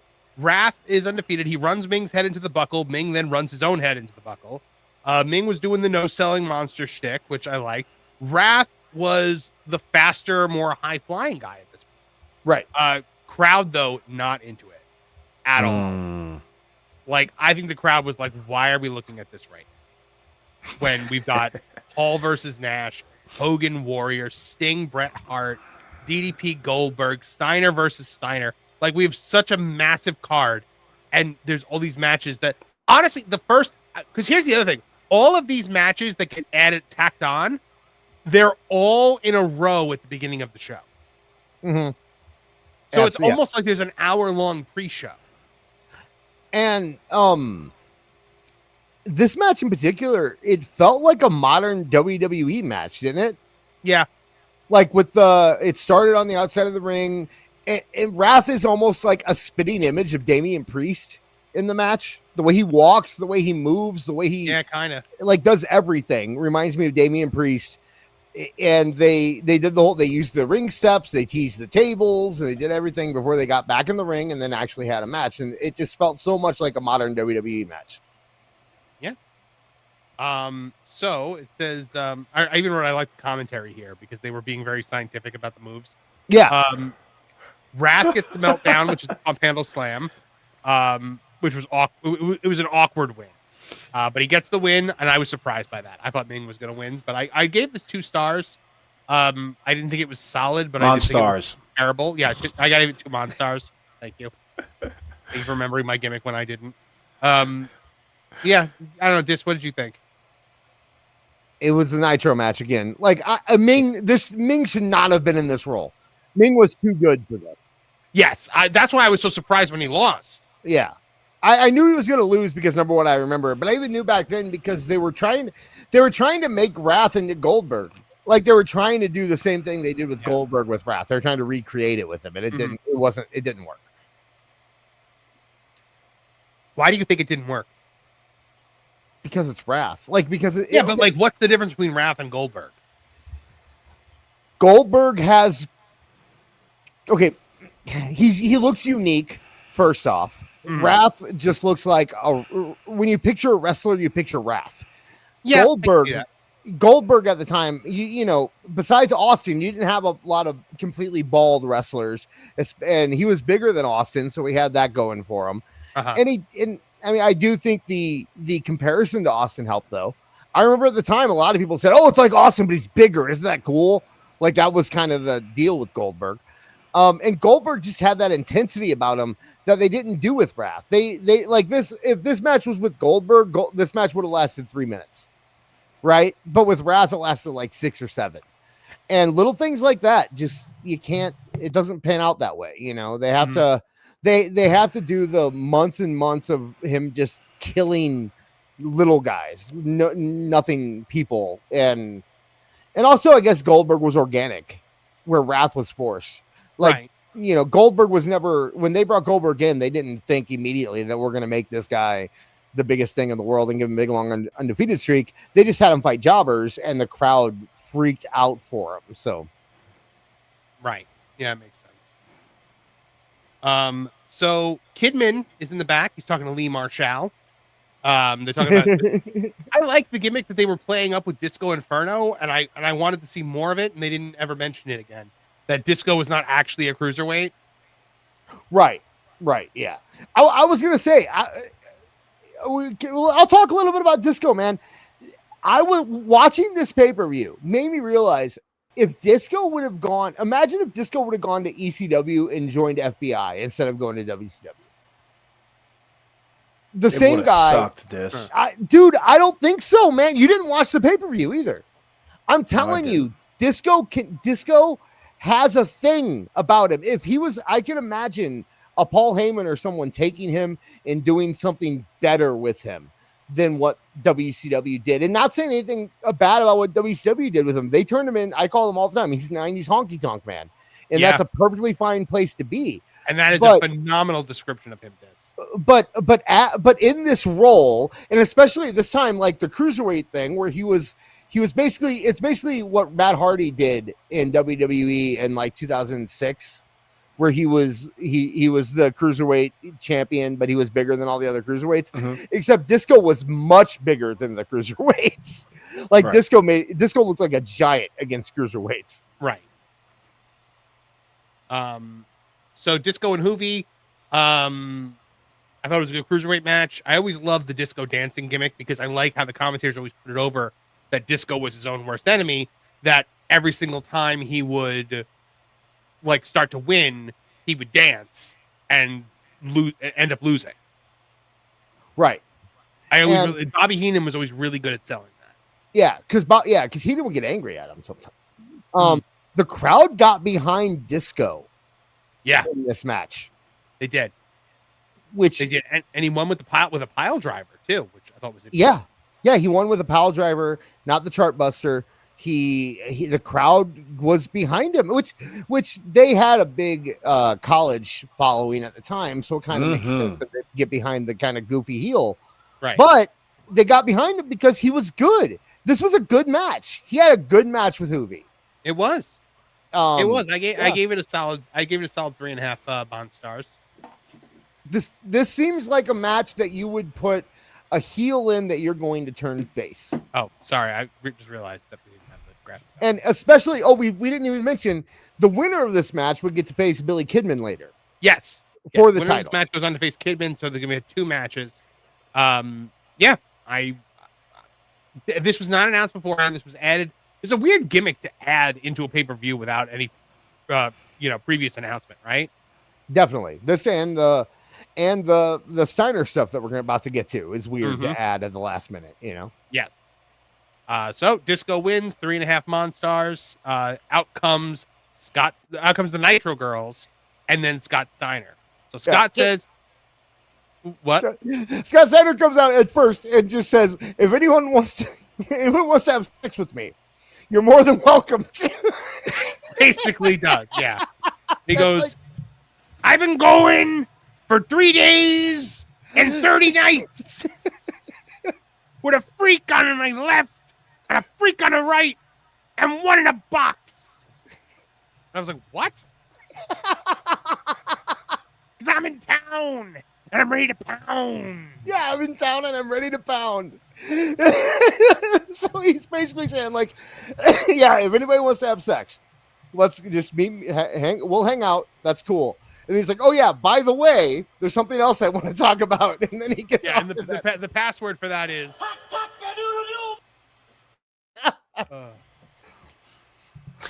so yeah, he does the holler if you hear me. He mentions that Buff and Rick have formed an alliance and that it's totally not a swerve. He keeps calling Buff Marcus. He's like, "Marcus, I beat you up in front of your mom. And I've been beating Ricky up his whole life. And so you guys are losers." He did mention about 10 times that he's been beating Ricky up his entire life. I mean, he said that every week in this week. Yeah. So he says they should tag up against him and the Giant and makes it for the tag titles. The tag team? Was the Giant one half of the tag team champions at this time? No. I think, if I remember correctly, it was the what was Buff and Steiner's tag team called when they were a tag team? I just always called them Buff Bagwell and Scott Steiner. They were the tag team champions, I believe. Okay. When Steiner turned on Buff, and so the idea was that they had the titles, but Buff was not in the team anymore. And he said, since we're the NWO, we can do whatever we want. Okay. So I'm going to have he says, Giant. Basically, the plan here is instead of facing Rick one-on-one, he's going to dangle the tag titles because he knows that Buff is going to turn on Rick. Right. And everybody knows that Buff is going to turn on Rick. The only person that doesn't know, the only people that didn't know that Buff Bagwell was going to turn on Rick Steiner that night were Rick Steiner and Tony Schiavone. Yeah, Vicious and Delicious. That was the name. Jesus Christ! Way to pull that one out of the ass. No, Brad Becker did. Although I don't actually, I thought Vicious and Delicious was him and I thought it was him and Norton, but maybe I'm wrong. But yeah, they were the tag team champions. Yeah, Scott Norton and Buff were Vicious and Delicious. There was something else, but anyway, that's up there with Pretty Deadly. It's a good name. It's a good name. Yeah, it's not too bad. It's a good name. Power and Glory. So when he says make it for the tag titles, J.J. Dillon comes out. He says, if Rick and Buff win the belts, then Scott will have to face Rick one-on-one for at least 15 minutes. Scott says, no one can put the largest back down for a 3 count. So he agrees. And him and JJ shake. So if Rick and Buff win the tag titles, Rick gets his match with Scott that he already got. Right. With the and by the way, Rick Steiner never accepted this. No, it just happened. It's JJ Dillon accepted. And remind you, by the way, this is October 98. Big Show debuted in WWE in February of 99. Yep. So just remember that as we move on. Yeah. Scott Hall and Giant. Okay, thank you, Travis Pancoast. Scott Hall and the Giant were the tag team champions at the time. Okay, so yeah, I knew it was in the NWO in some way, shape, or form. All right, so next, Fit Finlay versus Alex Wright, and I just wrote in all capital letters, why is this match happening? I don't know, dude. They're foreign. For the international audience, yeah. Yeah, they're foreign. That can be the only reason. Alex Wright, man, I forgot. Like, Alex Wright's good. Alex Wright is good. He was very good. God bless Mike Tenay though, because Mike Tenay dangled a little bit of history that actually made this interesting. Because he says that Finlay ended Alex Wright's father's career. That's right. Yeah. I forget. Like Alex Wright reminded me so much of Ludwig Kaiser. His his wrestling style, his movements, that kind of stuff. It's funny going back and watching this stuff now and seeing like, oh wow, so that's Ludwig Kaiser must have loved Alex Wright when he was a kid because he moves so much like Alex Wright and he's built like him and he just has a air around him like Alex Wright. So that's a good call. It was neat to see while I was watching this. And Alex Wright, he's good. He's a good wrestler. Fit Finley's good. If this match was given 5 more minutes, I think it would have been a completely different story. Right? Hey, is Alex Wright good? He's good. He's very good. Shut up. I hate you, Awful. So the crowd chants boring during the match. They don't want it. Finley, though, I love Finley. It was really the innovator of offense because Finley's offense was always so creative and stiff. Very, very, very stiff. Very stiff. Yeah. I even wrote this is a stiff match. Very but Alex Wright gives it back to him a couple times. You could tell. It was also a very lackluster ending. It was just one of those endings that just kind of comes out of nowhere. And it's like, and then he hit the finisher and won. You know what? The whole time while I was watching this match, I kept saying, I bet Fit Finley wanted to work with Alex Wright. Probably. That's why this match happened. I gave it 2 Monstars and just wrote crowd was dead. Yeah, the crowd was gone. They didn't care about this at all. Yeah. Then we go to in the back. Lee Marshall is interviewing the cat. Yeah. And the cat claiming he's 65-0 undefeated. I love the cat. Not even on the pay-per-view, by the way. This was no. So we should give this context. WCW would do live internet shows during their pay-per-views where they would interview people while the pay-per-view was going on and you could watch both at the same time. It was very different at the time because nobody was doing internet shows. So they were way ahead of the time on that. And that's what he was interviewing them for, was for the WCW Live. Well, next up in another one of those what is happening right now is Lodi, and I just wrote why versus Saturn. Lodi is billed as being from anywhere in the world but Las Vegas, so you know that he's a heel. He's a bad guy. Saturn comes out wearing his Army Ranger beret, which is cool, but then from the neck down, he just looked like a gay biker. Yeah, I was gonna say even with the beret, he just looked like he should have been in the Village People. Yeah, I wasn't. Yeah, the beret. I understand what the beret is, so I wasn't really counting the beret. But yeah, he definitely looked like he was found in like a biker bar or something. But like a biker bar that like caters to a very specific kind. Right. Bikers that don't have bikes. My favorite part of this match was that they went like 2 minutes before Mike Tenay was like, by the way, there's a reason we're having this match. Right. They kept going and kept going. And then the story here is, Saturn freed the flock. Lodi was in the flock. And because of that, Lodi, lost his purpose. So he's trying to get revenge. But also, leading into that match, Saturn had to be Lodi's servant. Right. Yeah. So, and Lodi had like Stockholm syndrome in a weird way. Like he wanted to be with Raven still. But yeah, like they go on, they're fighting for 2 minutes. Like they do a whole bit where Lodi, they start taking his signs away. Cause that was Lodi's gimmick for people who don't know. Lodi was the guy in Raven's flock. He used to always sit at ringside, and Lodi was the guy who would just hold up signs at ringside. And so his whole gimmick was that he had signs. So even when he was wrestling, he would carry signs to the ring, and the ring attendant was taking the sign. They were taking the signs back, and Lodi stopped the match to run after them because I need my signs. He kept saying he needs his signs for some reason. And so they went through all that before Mike Tenay's like, oh, by the way, this isn't random. You have to remember Saturn was Lodi's slave for a little bit. Like, that's why we're doing this match, is because Saturn had to do whatever Lodi said. And like Tony Schiavone's like, oh yeah, that happened. Remember, gentlemen, they didn't have any video packages leading up to these matches. Wow. So, well, after this match, which by the way, I gave this match 1 Monstar because it was nothing. Saturn won. That's all. Yeah. That's it.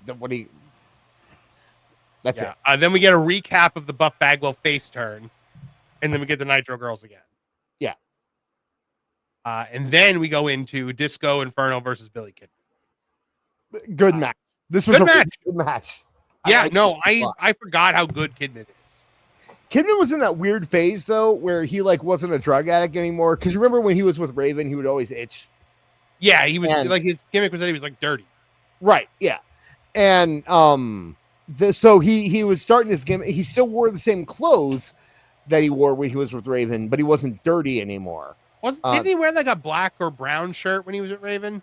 I think it was white. I thought it was a white one. Was it always white? Yeah, I think it was white. Well, around this time, my wife turns to me and she goes, a lot of people wear jeans back then, huh? And I was like, it was the 90s. Grunge was a thing. Yeah.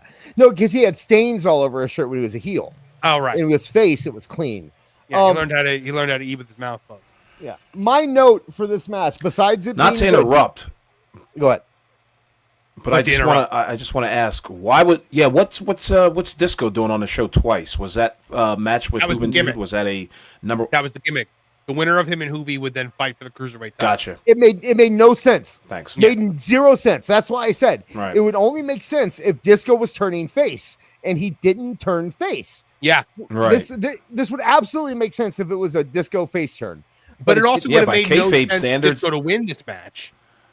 Because they were all in on Kidman at the moment. Like Kidman was their new Cruiserweight star.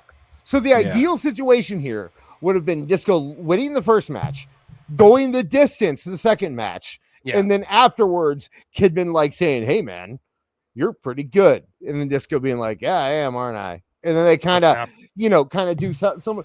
But here's the note that I have from this match. Half the match, Tony Schiavone was talking about how wrestlers work out now. This was the greatest announced team of all time. Okay, I was eating dinner during this match. Tony Schiavone at one point just goes, "These guys are in great shape," and he goes, "Bobby, nowadays they wrestle at night and they work out in the day. They have to do both." Bobby probably wanted to stand up and walk out. And Bobby Heenan just goes, yeah, yep, they do. And and then Tony Schiavone goes, well, I'm not saying they didn't do that back in the day, but I'm just saying that now they do it. And maybe I just have nostalgia for that commentary team.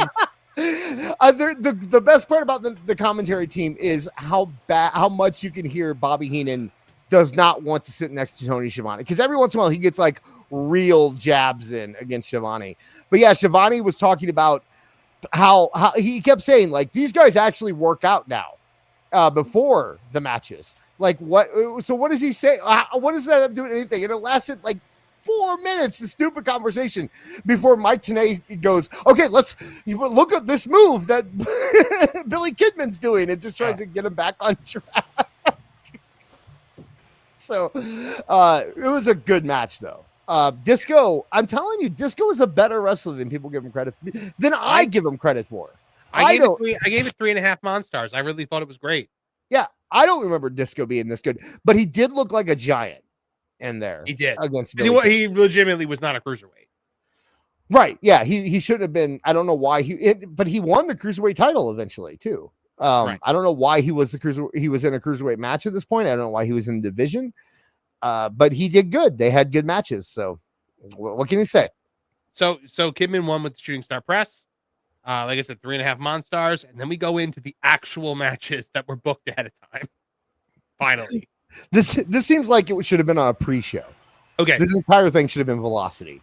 I have to preface this. These next 2 matches, I think, is such a perfectly booked segment.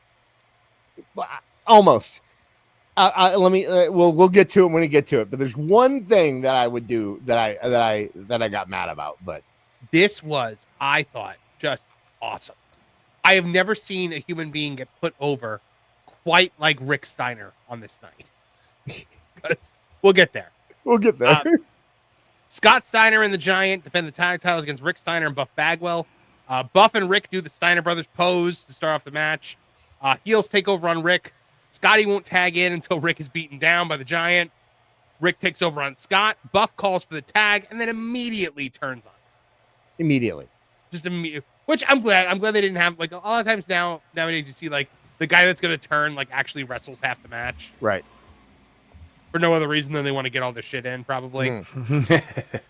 So Buff immediately turns and then runs away. The commentators literally groan when Buff turns heel. When Buff turns on him, they literally go, ugh. Bobby Heenan started talking about how stupid Rick Steiner was. Yep. Like everyone in the world knew that Buff Bagwell was the same. Tony Schiavone even goes as far to go as, well, fans, I think a lot of you probably expected this outcome. Everyone who saw Ultimate Warrior in the mirror knew that Buff Bagwell was turning in this match. Mm-hmm. So Buff leaves, good, making it a handicap match now. So now it is Scott Steiner and the Giant against Rick Steiner. Somebody in the crowd yelled something at Scott Steiner about steroids, so I felt the need to write it down. I legitimately love this because Rick Steiner starts fighting back, gets cut off. Scott holds him. The Giant climbs to the top rope and jumps off with a missile drop kick. And Rick moves and he hits Scott. And Scott sells this missile drop kick from this 550-pound man on his head. Like Scott is literally upside down, like balancing on his head at the end of this. I love it. Rick. Real quick. I feel the need. We should point out this was during the time that Big Show or Giant, I guess, was smoking. Remember that was his gimmick? Yeah. He was always smoking when he came out to the ring. Bobby Heenan would always make the, that'll stunt your growth. Yeah. So it was extra special that he went to the top rope because they were always talking about how the smoking would make him slower and stuff like that. So, well, this was also during the time that he was on Nickelodeon's Figure It Out. That's right. And at one episode, the secret slime action was being 500 pounds. And weirdly enough, both him and Lori Beth Denberg got slimed. Ayo. But so Giant does missile dropkick. Rick moves. Scotty sells it. Rick then starts doing the thing where he keeps clotheslining the Giant until he gets him down, gets on the top rope, hits the Bulldog, and wins the tag title by himself. Like, no notes. Yeah. It's perfect. Well, like I said, you can see, this is why I mentioned the Big Show was in WWF by February of the next year. He was on his way out. That's why they let Rick Steiner do this.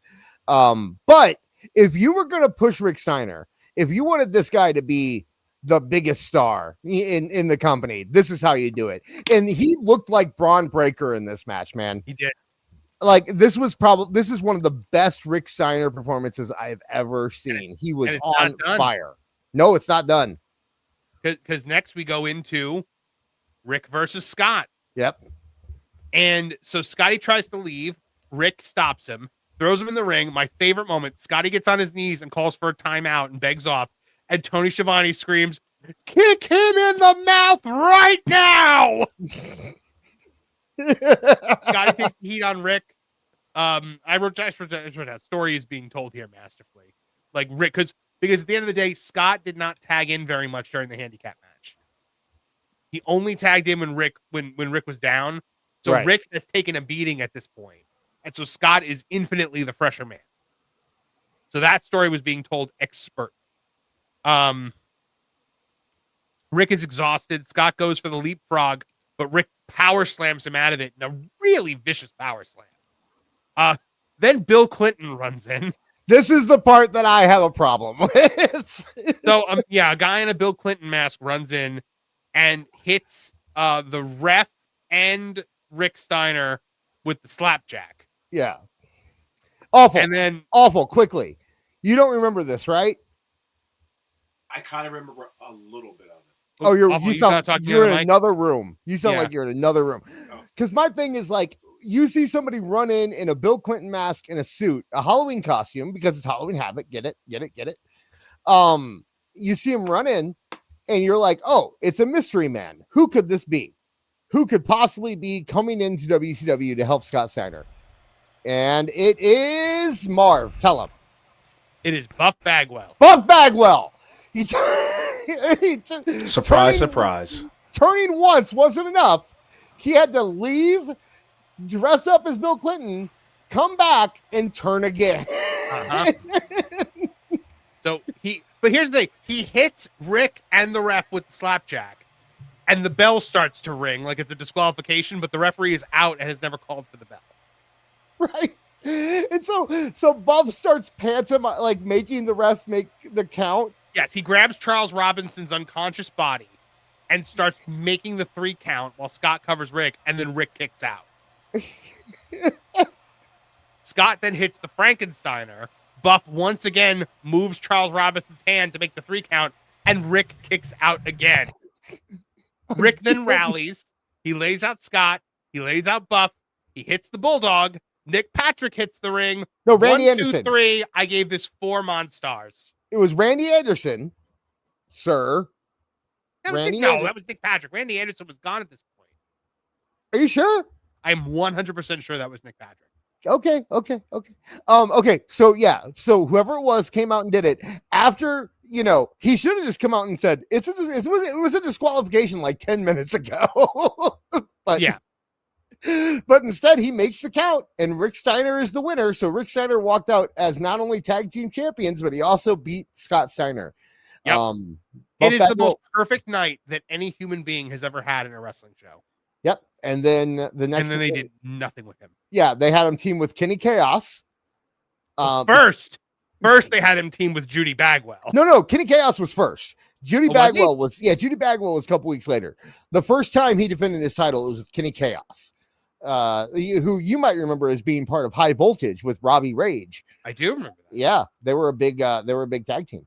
So he teamed up with Kenny Chaos, and they were the tag team champions. And then he had Judy Bagwell be his partner.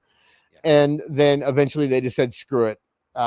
he's a Steiner brother again. Like they had no idea Well, what to do. And then with Rick Steiner. turned heel, and then they had heel Steiner brothers. Right? Yeah, he had no idea. Well, he feuded with Chucky the next year. No, that was before this show. Oh, that was before. I thought it was after. I thought it was next year.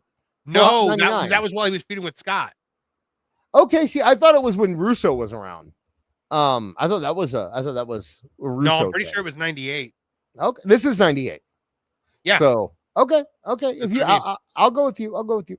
So yeah, but yeah, they had no idea what to do with Rick Steiner. Absolutely, they had no. That's what WCW was the best at, is making these huge moments that you think something's going to happen, and then nothing happens. And never following up on it. Never follow through. All right. Well, next. Let's dismiss Awful. Let's finish this show. Let's let Awful go. Oh, he left. Awful left. He left. Yeah. Well, I think he got kicked off. Oh, okay. Well, Awful. Bye, Awful. We love you. Well, I'll plug your stuff at the end of the show. So yeah. All right. So coming up next, the Battle of the Outsiders. We actually we get a video package for this. We did a good one, a good video package. It was like narrative. It was like, they came to WCW, the best of friends, the Outsiders, instrumental in the formation of the New World Order. It was like it was weirdly narrated, but it was actually a pretty good video package at the time. So, this was during the Scott Hall is an alcoholic angle. Yeah, which was mirrored real life. And man, I got it. Nash worked this match. This was it wasn't a great match, but this was definitely Nash. It seemed like he was trying to save his buddy's job. You know what I mean? Like that's the feeling that I got from this match. I love the beginning of this match. I love the story that this match tells. Mm-hmm. I love the idea of the finish, but Kevin Nash does not sell it correctly. No, he does not. He doesn't. Kevin Nash has to be cool. And that's the problem with Kevin Nash. That was the thing. Kevin Nash had to be cool at all times, and it ruins the end of this match. Right. Because it should have been an emotional thing. Yeah. It should have been like, I didn't come here honestly, sometimes you should just grab a mic and lay it out for people. Like if he would have grabbed a mic and said, you know what? I didn't do this. I didn't come out here to win. I came out here to beat some sense into you, and I've done that. You can have the win because I got the real victory. Something like that, just Hall comes out stumbling drunk and he's got a drink in his hand. And then Nash comes out, gets in the ring, and Hall immediately throws the drink in Nash's face and then reveals that he's not drunk. Right. Takes over on him, chokes Nash on the outside with a cord, busts open Nash's mouth. Then he calls for the mic while Nash is still on the outside. Hall cuts a promo. Nash gets in the ring. Hall tees off on him. Crowd, big Wolfpack chant. One of the first chants that I've heard the whole night. Yeah. Not a lot of chants going on back then. Well, this was the time where the crowd, if it wasn't NWO, people just didn't care. So at one point, Hall's got Nash in the corner and he's teeing off on him, and Nash just shoves him off. And then he motions for him to come back. And that was when I realized he's letting him tee off on him. Right. And I thought that was pretty cool. I thought that was masterful. So Nash is encouraging him to hit him, not fighting back. I guess a rope-a-dope kind of thing. Hall keeps going on the beatdown. Eventually, Nash reverses him into the ropes and then hits him into the buckles twice. He then hits a sidewalk slam. Both men are down. They trade off on their knees. Nash comes back, goes for the jackknife. Hall powders out of the ring. Right away, I'm like, okay, they've got me here. This is going well. Right? Right. Yeah. Now, I see you took it as rope-a-dope. I took it as, like you're fighting with your friend and they're going overboard and you're like letting them go. You're just letting them go. Let them go. Let them get it out of their system, kind of thing. Yeah. So Nash then finally takes his shirt off. He motions for Hall to come in the ring, and Scott Hall never gets another moment of offense in this match. No, the ladies screamed. By the way, there was a lot of ladies screaming. During this pay-per-view. They did it for Buff, they did it for Nash, they did it for Sting later. A lot of ladies screaming. So they lock up. Nash keeps the advantage, beats on him, saying, have another drink. How about a double? beatdown goes on too long, I said. Because at this point, it was just abuse. Oh, absolutely. Hall is down and out and weak, can't stand. Nash goes to punch. Hall is helpless, but that I was like, oh, okay, so he's helpless, so Nash doesn't want to hurt him. Instead, he shoots him off and gives him a big boot. Mm-hmm. Yeah, exactly. This is where it starts getting like, what? This doesn't really follow the story anymore. Yeah. Well, so then Nash takes the straps down and hits the jackknife. Before that, he mimes drinking. And I'm like, this is not a guy who's concerned for his friend. He's mocking his alcoholism. Right. Also, Kevin Nash has the laziest power bomb I've ever seen in my life because he gets you up there and then just lets go. Yeah, but he says that's on purpose. He does it because you want to make it look like you're not working when you are, as opposed to make it look like you're working hard when you aren't, that kind of thing. Right. This was also I did write a note to point out that the commentary in this match was particularly, they were not selling the story in this match at all. I don't think they understood it. Yeah. It was like too deep for them. It was weird. I like at one point Tony Schiavone started talking about how Nash's, when he does his knees, it's so that he can dump them over the top rope. And I'm like, that has nothing to do with this. Like, what do you even, and Schiavone, like Tenay would occasionally try to save something, but then even Bobby Heenan was just trying to crack wise. And this match didn't need that. This seemed like a serious, it's your friend beating some sense into your other friend kind of thing. It didn't seem like it needed the funny jokes and the comments about wanting to throw your opponent over the top rope. Like this, if anything, this needed less commentary, right? Like Jim Ross would have probably shut up during this match for the Michael Cole definitely would have. So then, of course, then Nash says, "How about a double? Here's a double," and he gives him another jackknife. Right. And then does the DX crotch chop and then leaves the ring. Yeah, just leaves. So the story they're trying to tell here is Kevin Nash is whooping on Scott Hall, who is having a problem, and feels so bad for him at the end that he doesn't even go for the pin. He just leaves to hope that he'll pick himself back up. But Kevin Nash mocks him throughout the end of this match, and therefore it just looks like Kevin Nash gets bored and walks away. Right.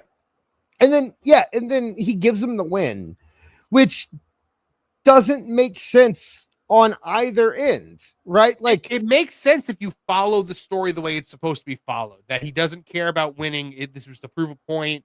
And at the end of the day, he's looking down at his brother, and he looks so pathetic that he doesn't even have the heart to pin him. Right. Like, I don't even want to be around this anymore. I'm walking away because it's upsetting. But instead of him being upset, Kevin Nash just struts away because he's Mr. Cool Guy. Right.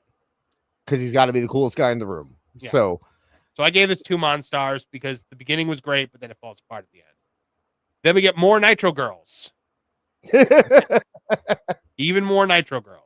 Of course. And then it's time. This was a wrestling dream match. 100%. The biggest dream match they probably had other than Bret and Hogan at the time. Because in the time period, you had to remember that people would always say, like, Bret Hart is the heart and soul of WWE or WWF, and Sting is the heart and soul of WCW. Yep. And you would never see these two wrestle each other. And the fact that we were here was a really big deal, and they really messed it up before it even started. The feud, the buildup was great. It was great. Yeah. I mean, you had the issue with what Bret's character was at the time, which I don't think Bret was right for or comfortable with, like Bret as a heel works when he believes that he's right. But I never got the feeling from this point that Bret believed he was right. And that's probably just a stubborn Bret Hart thing more than anything. Right. Like, well, they turned him heel, which was, I mean, they were coming off the Survivor Series screw job a year before this. They were handed the biggest slam dunk they could have ever had, the biggest baby face they could have possibly had in Bret. And they just turned him heel so that Hogan wouldn't have to wrestle him. Right.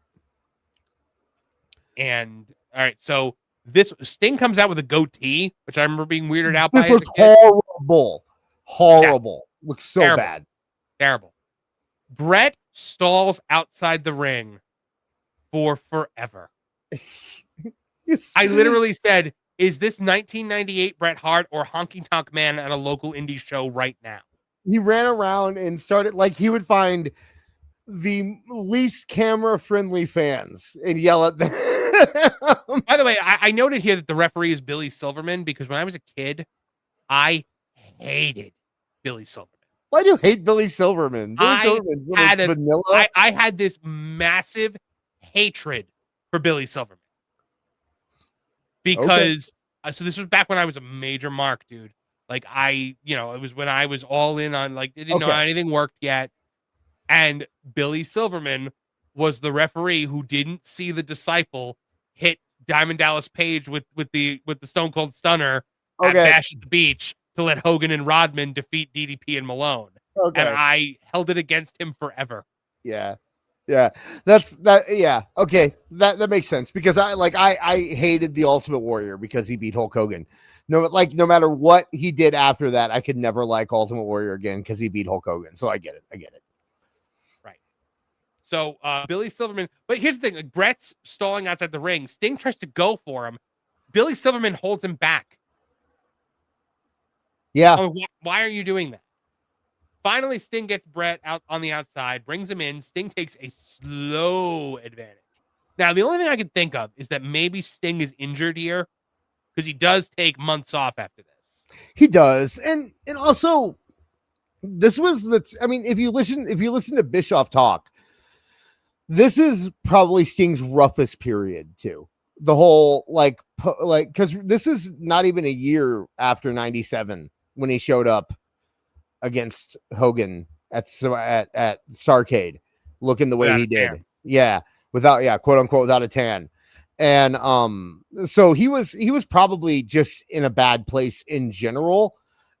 He looked, the ladies loved him, but he didn't look like Sting. He looked different. He didn't look like he cared. He didn't look like he was there a lot of time, so he might have been injured, but we'll err on the side of optimism here and say he was injured. Right. So it's a slow advantage. Bret takes the heat. Sting comes back. Bret cuts him off. Sting goes for the Scorpion Deathlock, but Bret gets to the ropes. This is the big thing here: Scorpion Deathlock versus the Sharpshooter. Right. As Neckbeard points out, because they had the same move. Bret pulls out a foreign object. Sting hits him, and he drops the object. Sting picks it up, but Bret hits him. The foreign object then gets caught in Sting's hair. Billy Silverman sees it and literally moves it. Right. Doesn't get rid of it. Yep. He just moves it. He moves it away. Bret then starts doing his 5 moves of doom. You get the Russian leg sweep. We get the forearm off the second rope. We get all the Bret Hart moves. At one point, Bret full on says "fuck you" to a fan. Yeah. He was fuck you. Kid probably was like, Shawn Michaels is better than you. Sting, then, this is one of my favorite heel things ever, though, right now, because Sting Sting is in the ropes, like, facing out, or he's on the apron, and Bret is, like, coming behind him and, like, attacking him. Billy Silverman pushes Bret back, and then Billy Silverman taps Sting on the shoulder to be like, hey, get back in the ring. Sting thinks it's Bret and elbows him in the face. Right. And then Bret goes like he's going to check on Billy Silverman and then drops a leg on the back of his head. Which is one of my favorite things the heel Bret's ever done. Bret then works on Sting. Sting comes back, hits a superplex that hits Billy Silverman because he's laying in the center of the ring. Poor Billy Silverman. You didn't like him. Literally land right on his legs. Yeah, you hated Billy Silverman, but man, that guy, he took so much punishment. I was like, you know what? He paid for his crimes in this match. He did. All right, here's where this completely falls apart. Bret does the thing where he takes the buckle sternum first, which Bret does better than anybody. Sting then gives him the Stinger splash to his back, overshoots him, and knocks himself unconscious on the ring post. Right. It is the dumbest thing I've ever seen in my life. And then Bret puts him in the sharpshooter. So no, Bret then hits him with the baseball bat. Right. Okay. Yeah. Several times. Even jumps off the second rope doing the drop with the baseball bat, and then puts him in the sharpshooter until Billy Silverman wakes up and rings the bell. Right. Now I guess I will add some context to this. The whole part of Bret's heel turn was that he was injuring everyone that he wrestled. And he would do things where he wouldn't let go of the sharpshooter after the match. Right. And stuff like that. Figure four on the ring post. Right. Yeah. Like he was just, it was that he didn't care about people's well-being. So I guess that kind of goes to it.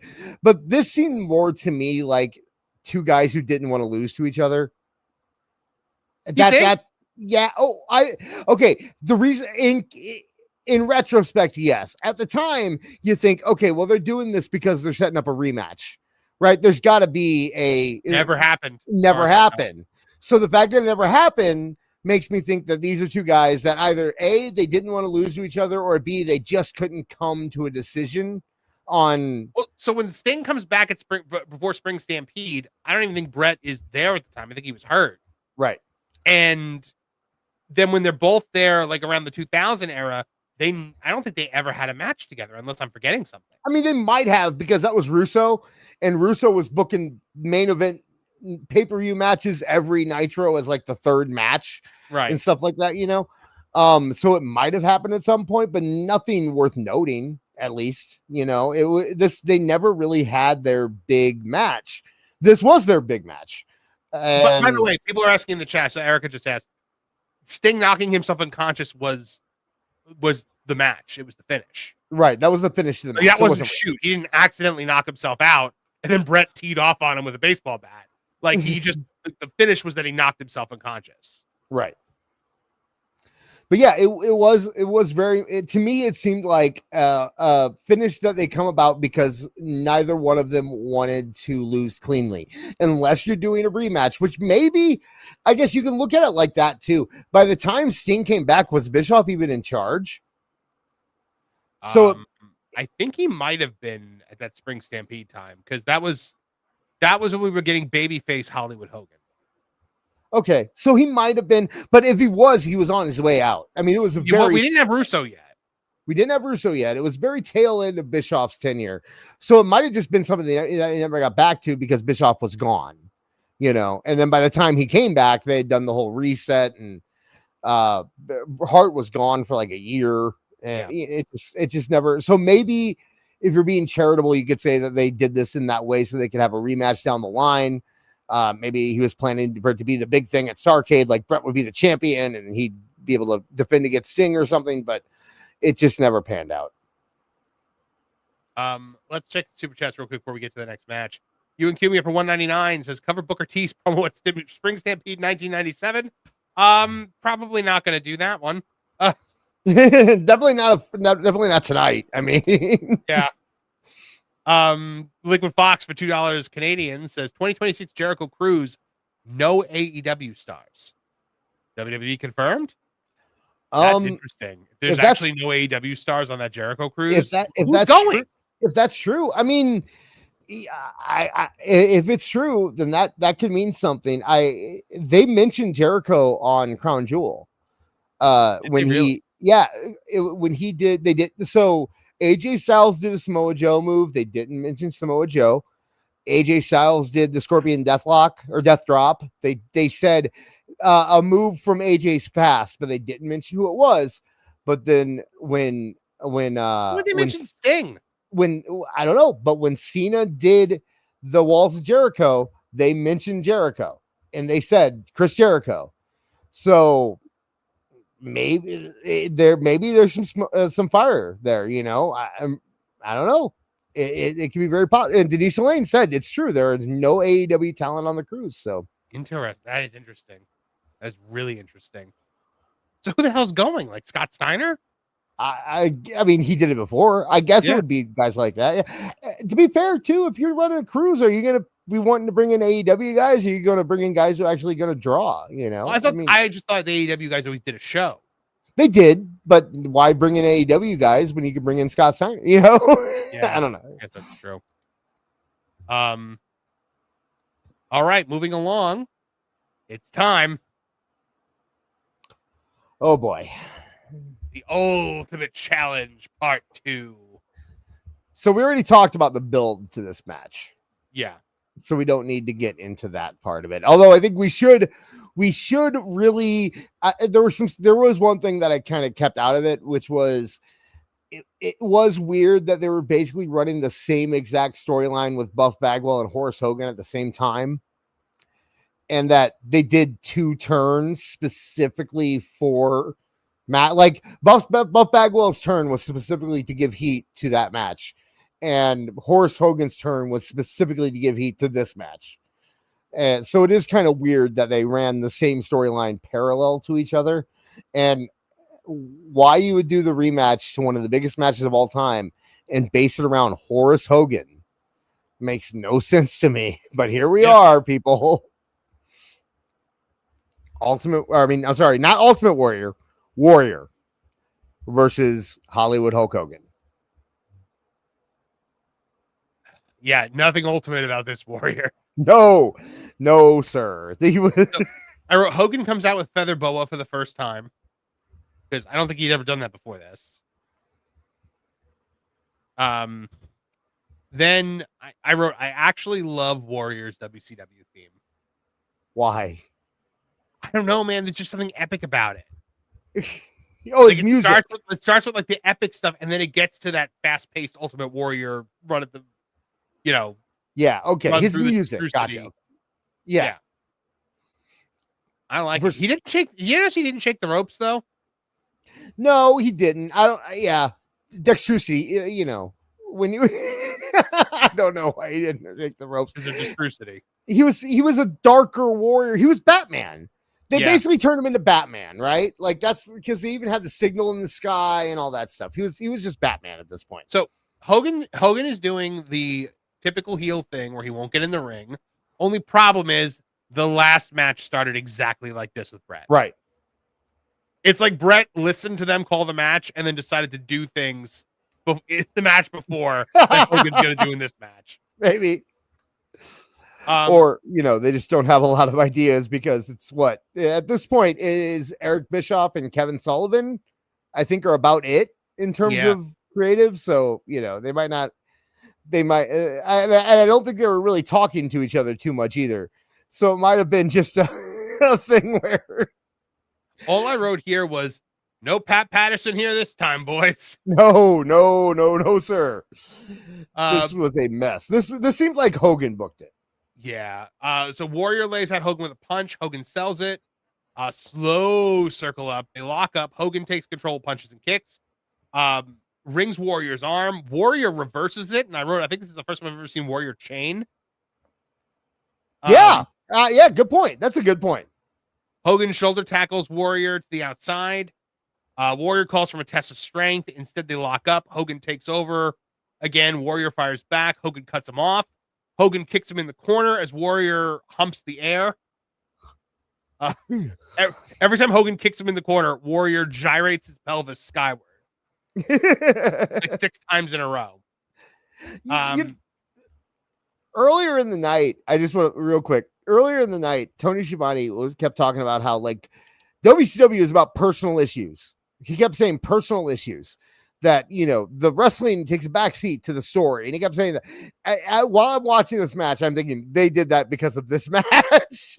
They had to have said that's the old, he'd never talked about that before. It had to have been just because of this match, because man, they really did lean hard on the personal issue part of it, because the match itself, there was nothing on the line. There was just, it just was a slog getting through. So Hogan does the test of strength once the Warrior is down, so that Warrior can fight up without Hogan having to actually win the test of strength in the beginning, which made sense. Eventually, they do a crisscross for no reason other than the fact that they did it in their last match. Then I wrote a much slower crisscross than in the previous match. Yes, Hogan, and the first one wasn't that fast to begin with. No. Hogan slams Warrior. Warrior pops up, slams Hogan, clotheslines Hogan over the top rope, upside down, which I would give Hogan credit for. Yeah, like he went over the ropes backwards. They brawl on the outside. We have another ref bump, just like in the previous match. And just like in the previous match, the babyface accidentally bumps the ref, and then Hogan goes over to check on the ref and drops a knee on it. Yeah. So again, it's the same thing as the last match. That's a good point. I didn't even think about it at the time, but yeah, it's such a random spot too. Like when do you do that? Nobody does that spot. Hogan calls out the Giant. The Giant comes out. Hogan holds the Warrior. The Warrior moves. The Giant hits Hogan just like he did in the Rick Steiner-Scott Steiner match. So Mike today has a line where he's just like, the Giant does not have great timing tonight. So Warrior fights off Stevie Ray and Virgil. Then he covers Hogan, but there's no ref. Hogan takes over with a back suplex. Hogan whips Warrior with the belt, chokes him with it. Warrior then does the weirdest thing ever.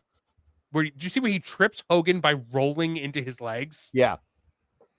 It was a cool spot. Yeah, it was kind of neat, but I was like, that's so random. I don't know. I don't expect the Warrior to ever do anything other than like the 5 things he knows how to do. Yeah, it was clever. It was cute. I guess you don't expect that from Warrior, you know. Yeah. So he rolls into him. Warrior gets Hogan's belt, lights him up with it. Hogan then goes for a piece of flash paper that he's clearly going to light it on fire and throw the fireball in Warrior's face. And in my mind, every other time I saw this spot before this match, they made it look like it was a fireball being made out of nowhere, right? Like it was just like magic. Oh, you mean you didn't see them pull out the plastic lunch baggie? Like they totally just made it so obvious in this match. Hogan literally crawls over to the corner, pulls out a plastic lunch baggie, takes out the paper, takes out the lighter, struggles to light the lighter, then accidentally lights the lighter too soon, and the fireball goes off in his hand. Mind you, weeks before this, weeks before, we were supposed to believe that Hulk Hogan would see the Warrior in the mirror, and that Eric Bischoff wouldn't see the Warrior in the mirror. So magic exists in this world. Yeah. And yet they did a close-up of Hulk Hogan getting the flash paper and pulling it. Like, why would you pick this time of all times to tell the world how that spot's done? I know, right? So the fireball goes off early, so it never hits Warrior. And now Warrior is completely lost. Yeah, he has no idea what to do. He starts jumping off the ropes, giving Hogan double axe handles. Yeah. And Erica in the chat said maybe Hogan pissed someone off in the truck that day.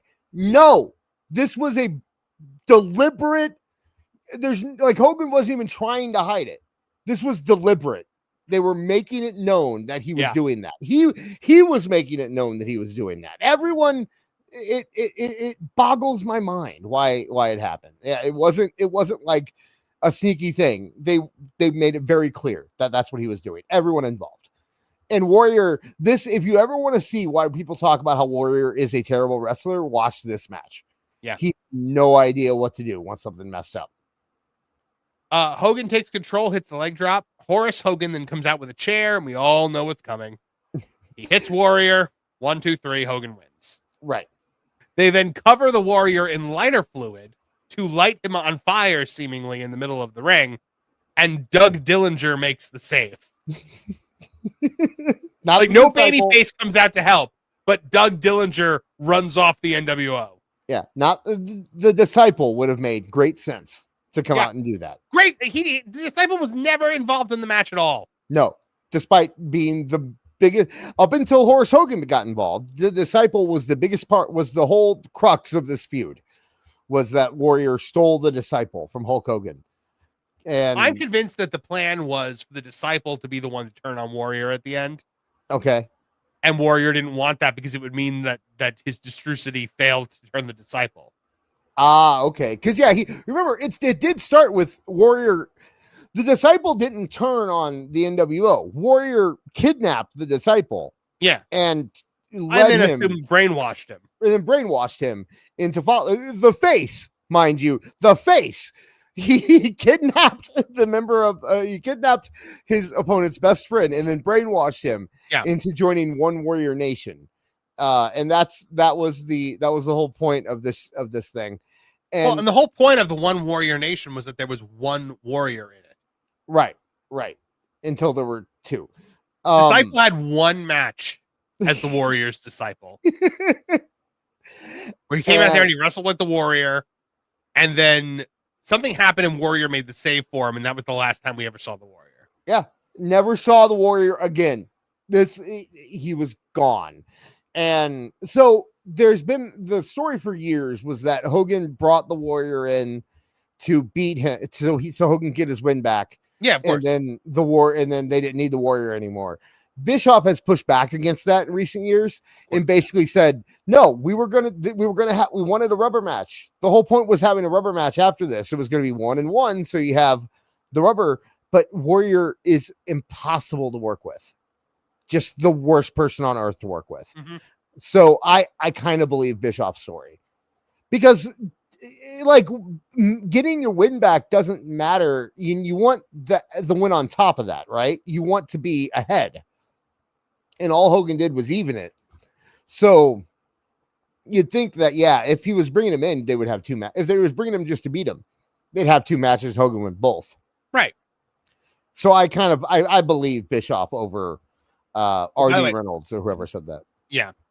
I gave Bret Hart and Sting 0.5 Monstars, and I gave this match 0 Monstars. Well deserved 0.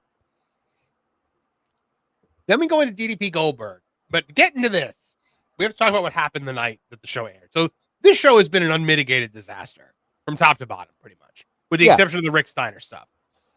So now you got a main event that everyone actually wants to see in Diamond Dallas Page and Goldberg. DDP is red hot at this point. So is Goldberg. And people were really interested in this match. The feed cuts out during the match. And people didn't get to see the ending. We should explain how pay-per-view worked at this time too. So pay-per-view at the time, it was WCW had to say we are going from this time to this time. There was no, and they usually would give them like 2 or 3 minutes over just in case. But the pay-per-view company wanted to be able to say, okay, the replay for the pay-per-view is starting at this time, and it was always about a half hour after the pay-per-view. So in case people weren't able to catch the pay-per-view on at the beginning or like when it happened live, they could watch the replay. And a lot of people did. Those replays would usually get about half the buy rate or a fourth of the buy rate, somewhere between that of the live show, which is a good number for a videotape, So it was a big deal for the pay-per-view to get that started on time. And they also wanted to have as much time as they could to say, coming up next, this is happening. Coming up next, you're gonna watch this. So they had a hard cutout for pay-per-view. So when that 3-hour mark hit, they were cutting off. If you were still on something, they were cutting off. Yep. And boy, did they cut off. Well, it's a good thing they didn't have like 5 or 6 matches that had absolutely no bearing on the show whatsoever. This is why WCW never had pre-show. Like I think they started adding pre-shows in '99 or so, but they never had pre-shows. They never, a lot of those matches, the Fit Finley, Alex Wright match would have been perfect for a pre-show, but they didn't. They refused. They had to have their 12 matches. 12 matches. There were 12 matches on this show, people. 12, and 2 of them were unannounced. At least 2, maybe 3. Oh, 4, because you got to count both of the disco matches. Those were both unannounced. So, there were a lot of unannounced matches on this show. Stuff that didn't need to happen. So, DDP Goldberg. This is Goldberg's best match ever. Easily. Absolutely. 100%. Absolutely. And I'm sure it's because they practiced every single punch for like a month straight. Yeah, because that's what DDP did. DDP, if you ever want to see a great match, DDP versus Macho Man might be. It was the most planned match. It was the most rehearsed match in wrestling history. And it was fantastic. But DDP was just like Macho Man. Yeah. So Michael Buffer does the intros, DDP and Goldberg. I wrote vicious lockups because they were some intense lockups in the beginning of this. Oh yeah. Goldberg throws Page back into the buckles multiple times. Then DDP arm drags him. They lock up and fall out of the ring and miss the ring apron. So Goldberg just takes the straight back bump from in the ring to the floor. But yeah, also this there were several times I was watching this match and I'm like, yeah, you can tell already that Goldberg is just completely careless, even about his own body. Yeah. He doesn't care at all. Yeah. So DDP then does tries to leg sweep Goldberg with his arm, and Goldberg backflips out of it. Mm-hmm. Which was really interesting. Back handspring. Yeah. Then DDP goes to the diamond cutter. Goldberg throws him clear out of the ring. This is what I like. DDP was like really like physical and like up in Goldberg's face for the whole match, and then Goldberg would just shrug him off. And I think part of that too, wasn't DDP kind of involved in Goldberg's training and everything too? So this was a bit of like you're wrestling your teacher kind of thing, you know. And right. DDP had an interest in making Goldberg look as good as he possibly could, and he did it. DDP then gets back in the ring. They start chain wrestling a bit. Goldberg just swats him out of the ring again. DDP takes the offense. I just wrote, this is awesome. I just really like this. Page takes Goldberg down in a front face lock. Goldberg fights out of it. Goldberg then is working on Page's arm to counter the diamond cutter, and God bless Mike Tenay for pointing that out. Yeah. Tenay's awesome. Yeah. Mike Tenay is so underrated in the rest. Very much, yeah. DDP hits a flying head scissor on Goldberg. Did you see that? Yeah. Goldberg goes for the sidewalk slam, and DDP counters it into a flying head scissor. DDP, there were probably a lot of people who weren't watching wrestling at this time that listened to us. DDP was very, if you could believe that anyone could come out of nowhere and beat Goldberg, it was DDP. I know that you don't think when you look at DDP, you think, why is he even fighting Goldberg? But that was his whole gimmick, was that you don't understand why he was there. You know, he was punching above his weight level. Goldberg then hits DDP into the corner with the Bret Killer kick. By the way, it dawned on me while watching this match that the move that took Bret out of wrestling was a super kick. Not delivered by Shawn Michaels. Yeah, you're right. A lot of times they call it a mule kick, and it's not a mule kick. It is a super kick. You're right. Side kick. Yeah. So Goldberg comes running at DDP in the corner. DDP moves. Goldberg hits the post and then falls out of the ring. Now, the story of this match going up to it is DDP said, all it's going to take is you to make one mistake, right? And I'll have you. And so the commentators picked right up on this, and they were like, is that the mistake? It was basically, if you remember, if you want to put it in current context, if you remember the Sami Zayn Braun Breaker match from earlier this year, where Sami Zayn was saying, you're a rookie, I'm a vet. You know, you think you got me. I know you're stronger. I know you're faster than me, but it's just going to take one mistake for you. That was they basically get that whole storyline from this match. Yeah. Back in the ring, DDP counters a hip toss attempt into a DDT. He then calls for the diamond cutter, and as he turns around, Goldberg hits a massive spear on him, but hurts his shoulder in the process from the post. Right. Goldberg then goes for the jackhammer, but he can't lift DDP up. He tries again. DDP drops behind, hits the diamond cutter, and the place loses its shit. Which is weird, that diamond cutter. Which is weird too, because Goldberg was so over at this point. But I guess if anybody was more over than Goldberg, DDP, people don't understand how over DDP was. Yes. Like DDP was such a big star at this time. Because he was that underdog that you never thought that he would get where he was, but people just got behind him so hard. If he would have beaten Goldberg, like that would have been, that place would have gone nuts. That place would have gone nuts. Banana. So DDP was so over that all the big celebrity matches that they were doing, he was always involved. Right. He teamed with Karl Malone, and then he teamed with Jay Leno. Matthew Hotsetter, he was the people's champion, as he said. And DDP was probably, I would say he might be the only person who had that name that really earned it. right? Like The Rock named himself the People's Champion. But The Rock did it as a heel because it was like, you people love The Rock, but they hated him. Like that was the point of it. DDP's the People's Champion because he's one of the people. Because they chose him. And he was the blue collar guy that was one of the people. Right. He was more like Dusty than anything, really. Like the crowd would love to hear you say that because the crowd chose him. They never pushed him. He was a manager who trained, and they brought him in as a slime ball heel, and he got a little shine because his buddies got in the company, and he was the guy that decided to beat up. And suddenly the crowd just wouldn't. Well, even before that, though, when he wins the Battle Bowl. Yeah. Okay. Yeah, you're right. Yeah, the Battle Bowl. Yeah. Okay, you're right. That was Dusty puts him over like $1 million on commentary that night. Mm-hmm. I bet Dusty loved him. I bet Dusty loved DDP. Oh, Dusty is DDP's mentor, one of his mentors. Okay. His mentors were Dusty and Jake. So, so Page hits the Diamond Cutter, but it's a double down. He can't crawl over, get the pin. Finally covers 2 count. DDP picks him up. Goldberg gets the jackhammer and wins. I give it 4 Monstars. Yeah, I'd say absolutely. And I didn't watch this pay-per-view live. Could you imagine how wonderful it felt to be able to watch this whole match on Nitro the next night? I know. They gave it away for free. They had to give it away for free on Nitro because, what are you going to do?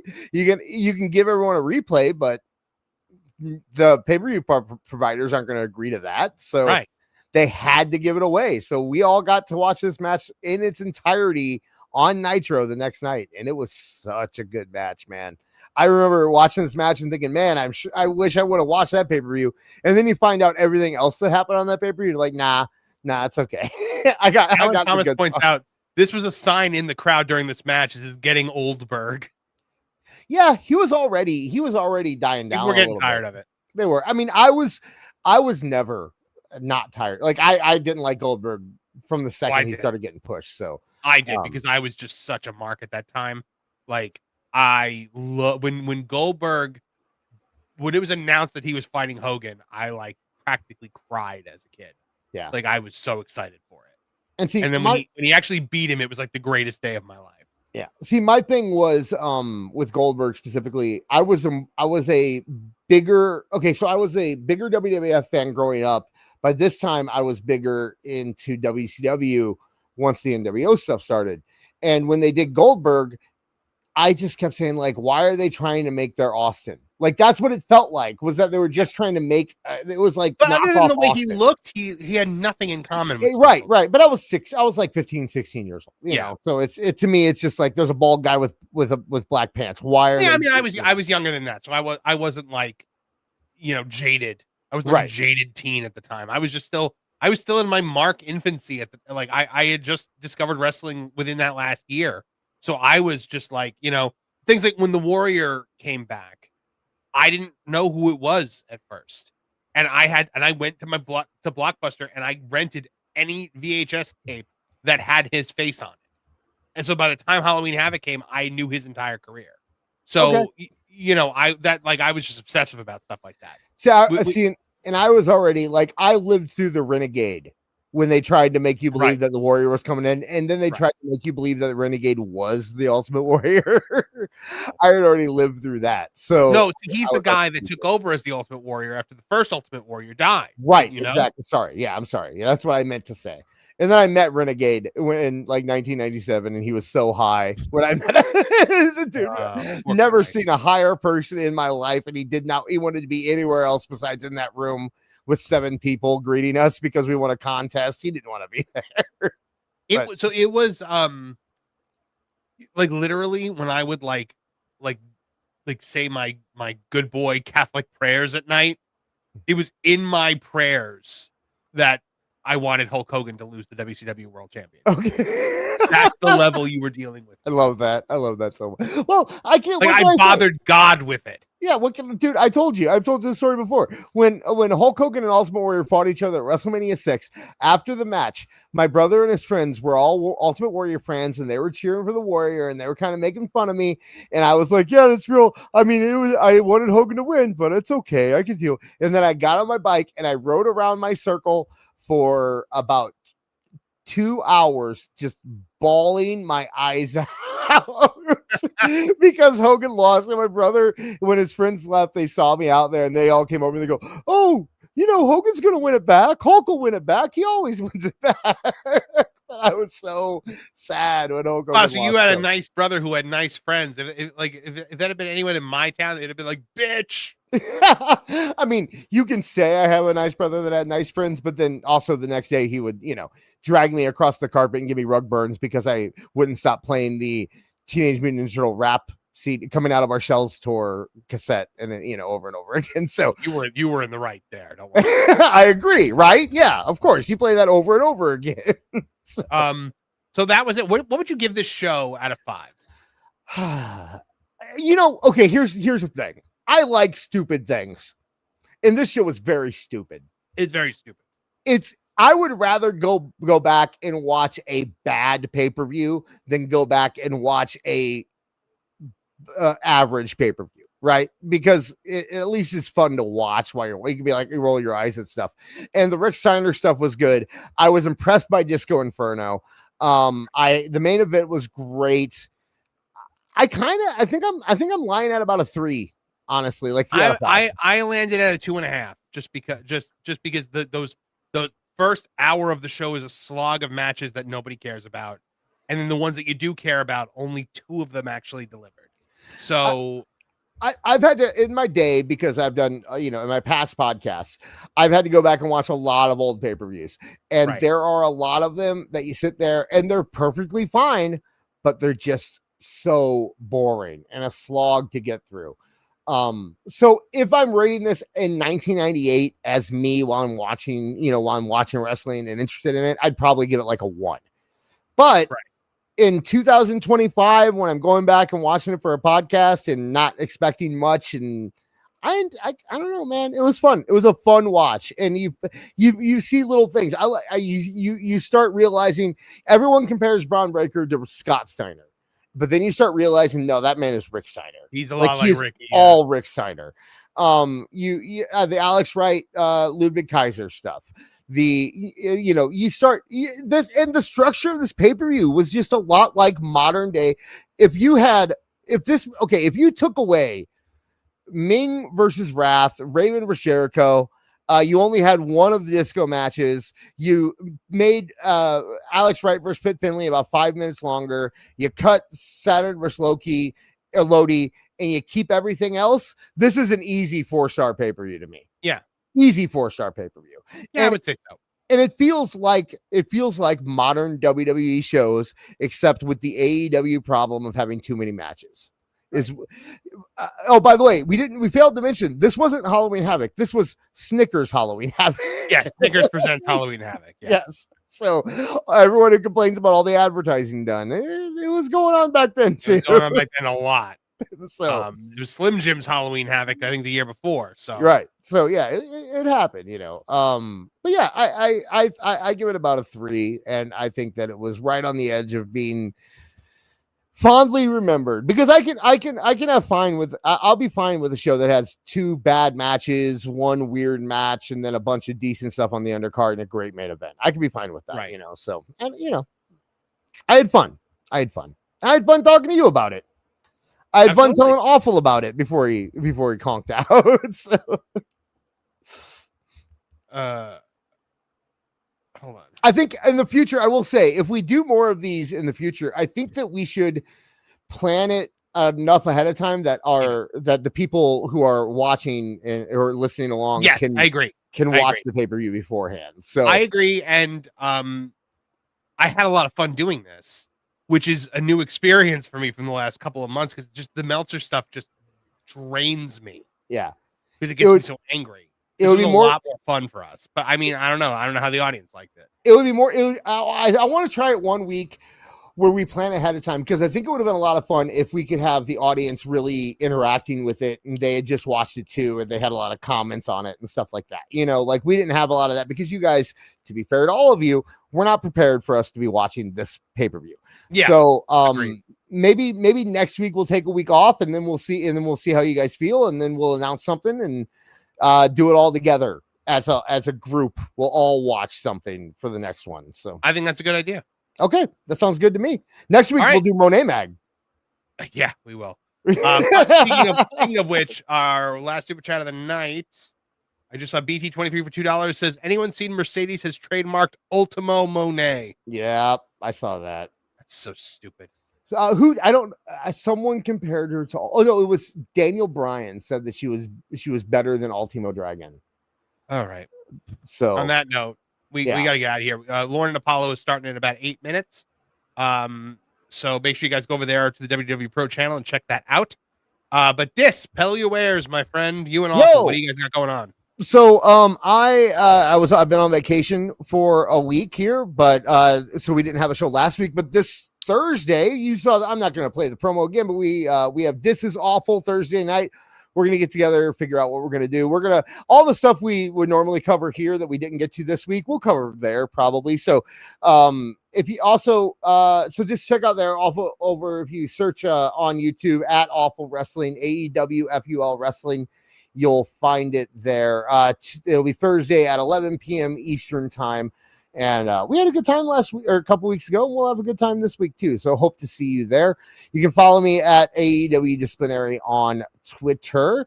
Also, if you want to join the Discord, hit me up on Twitter or send me an email at AEW Disciplinary or post something in the chat and I can send you a link. So you can join our Discord. We have some fun there. I wasn't able to hang out on SmackDown or Raw because I was out of town, but I will be doing SmackDown this week. So we'll see you over on Discord. And make sure you follow Awful Wrestling on Twitter at AEW Awful Wrestling. There, he's doing videos. One of his video got deleted off YouTube. I knew that was coming. So he's gonna. I told him, I'm like, man, you're riding that line. You're riding that line. He's playing with fire. He's playing with the Don Stevens fire. Yes. Well, no, he put WWE stuff in the last one. So you're really playing with fire there. So because that stuff is all uploaded on YouTube already. So it's gonna be hard. But so check us out there. And next week, Tuesday, I'll be here. Awesome. All right. See you guys then. I do want to say one thing real quick because he's been saying all night in the chat, and I do want to give him a shout out. Matt Bussell, I can't find him now. But yes, this was not a Matt Buswell. This was not a Vince Russo book show. He was wanting to get that point across all night. Halloween Havoc 98 was not booked by Vince Russo. So he was still very much in WWF at that time because I think he was just about to do Survivor Series Deadly Games, which I would say is his biggest triumph. Yeah. So everyone who says that everything bad in WCW is because of Russo, you are correct, Matt. He did not book this. So that's it. Yep. All right, guys. I gotta pee. So check me out tomorrow morning over on Tooney Talk TV for Marvin Movie Monster in the morning at 9 a.m. Eastern Standard Time. So I will see you guys then. For all of us here at the Tooney Town channels, I'm Marvin the Movie Monster. Now get out of here! Now, Betty the Platypus, feel the wrath of my thank you-inator! Thank you, you piece of trash. Thank you. Thank you. Thank you! Oh, I suppose you want me to say thank you. Well, you know what? Saying thank you is like jobbing. Thank you! I got a little message. Thank you. Ooh, yeah! Oh, thank you! Oh, thank you! Thank you! Thank you! Thank you! Thank you! Thanks? For what? Hi-ho from all of us here at Tooney Town. Thank you! And viewers like you. Thank you.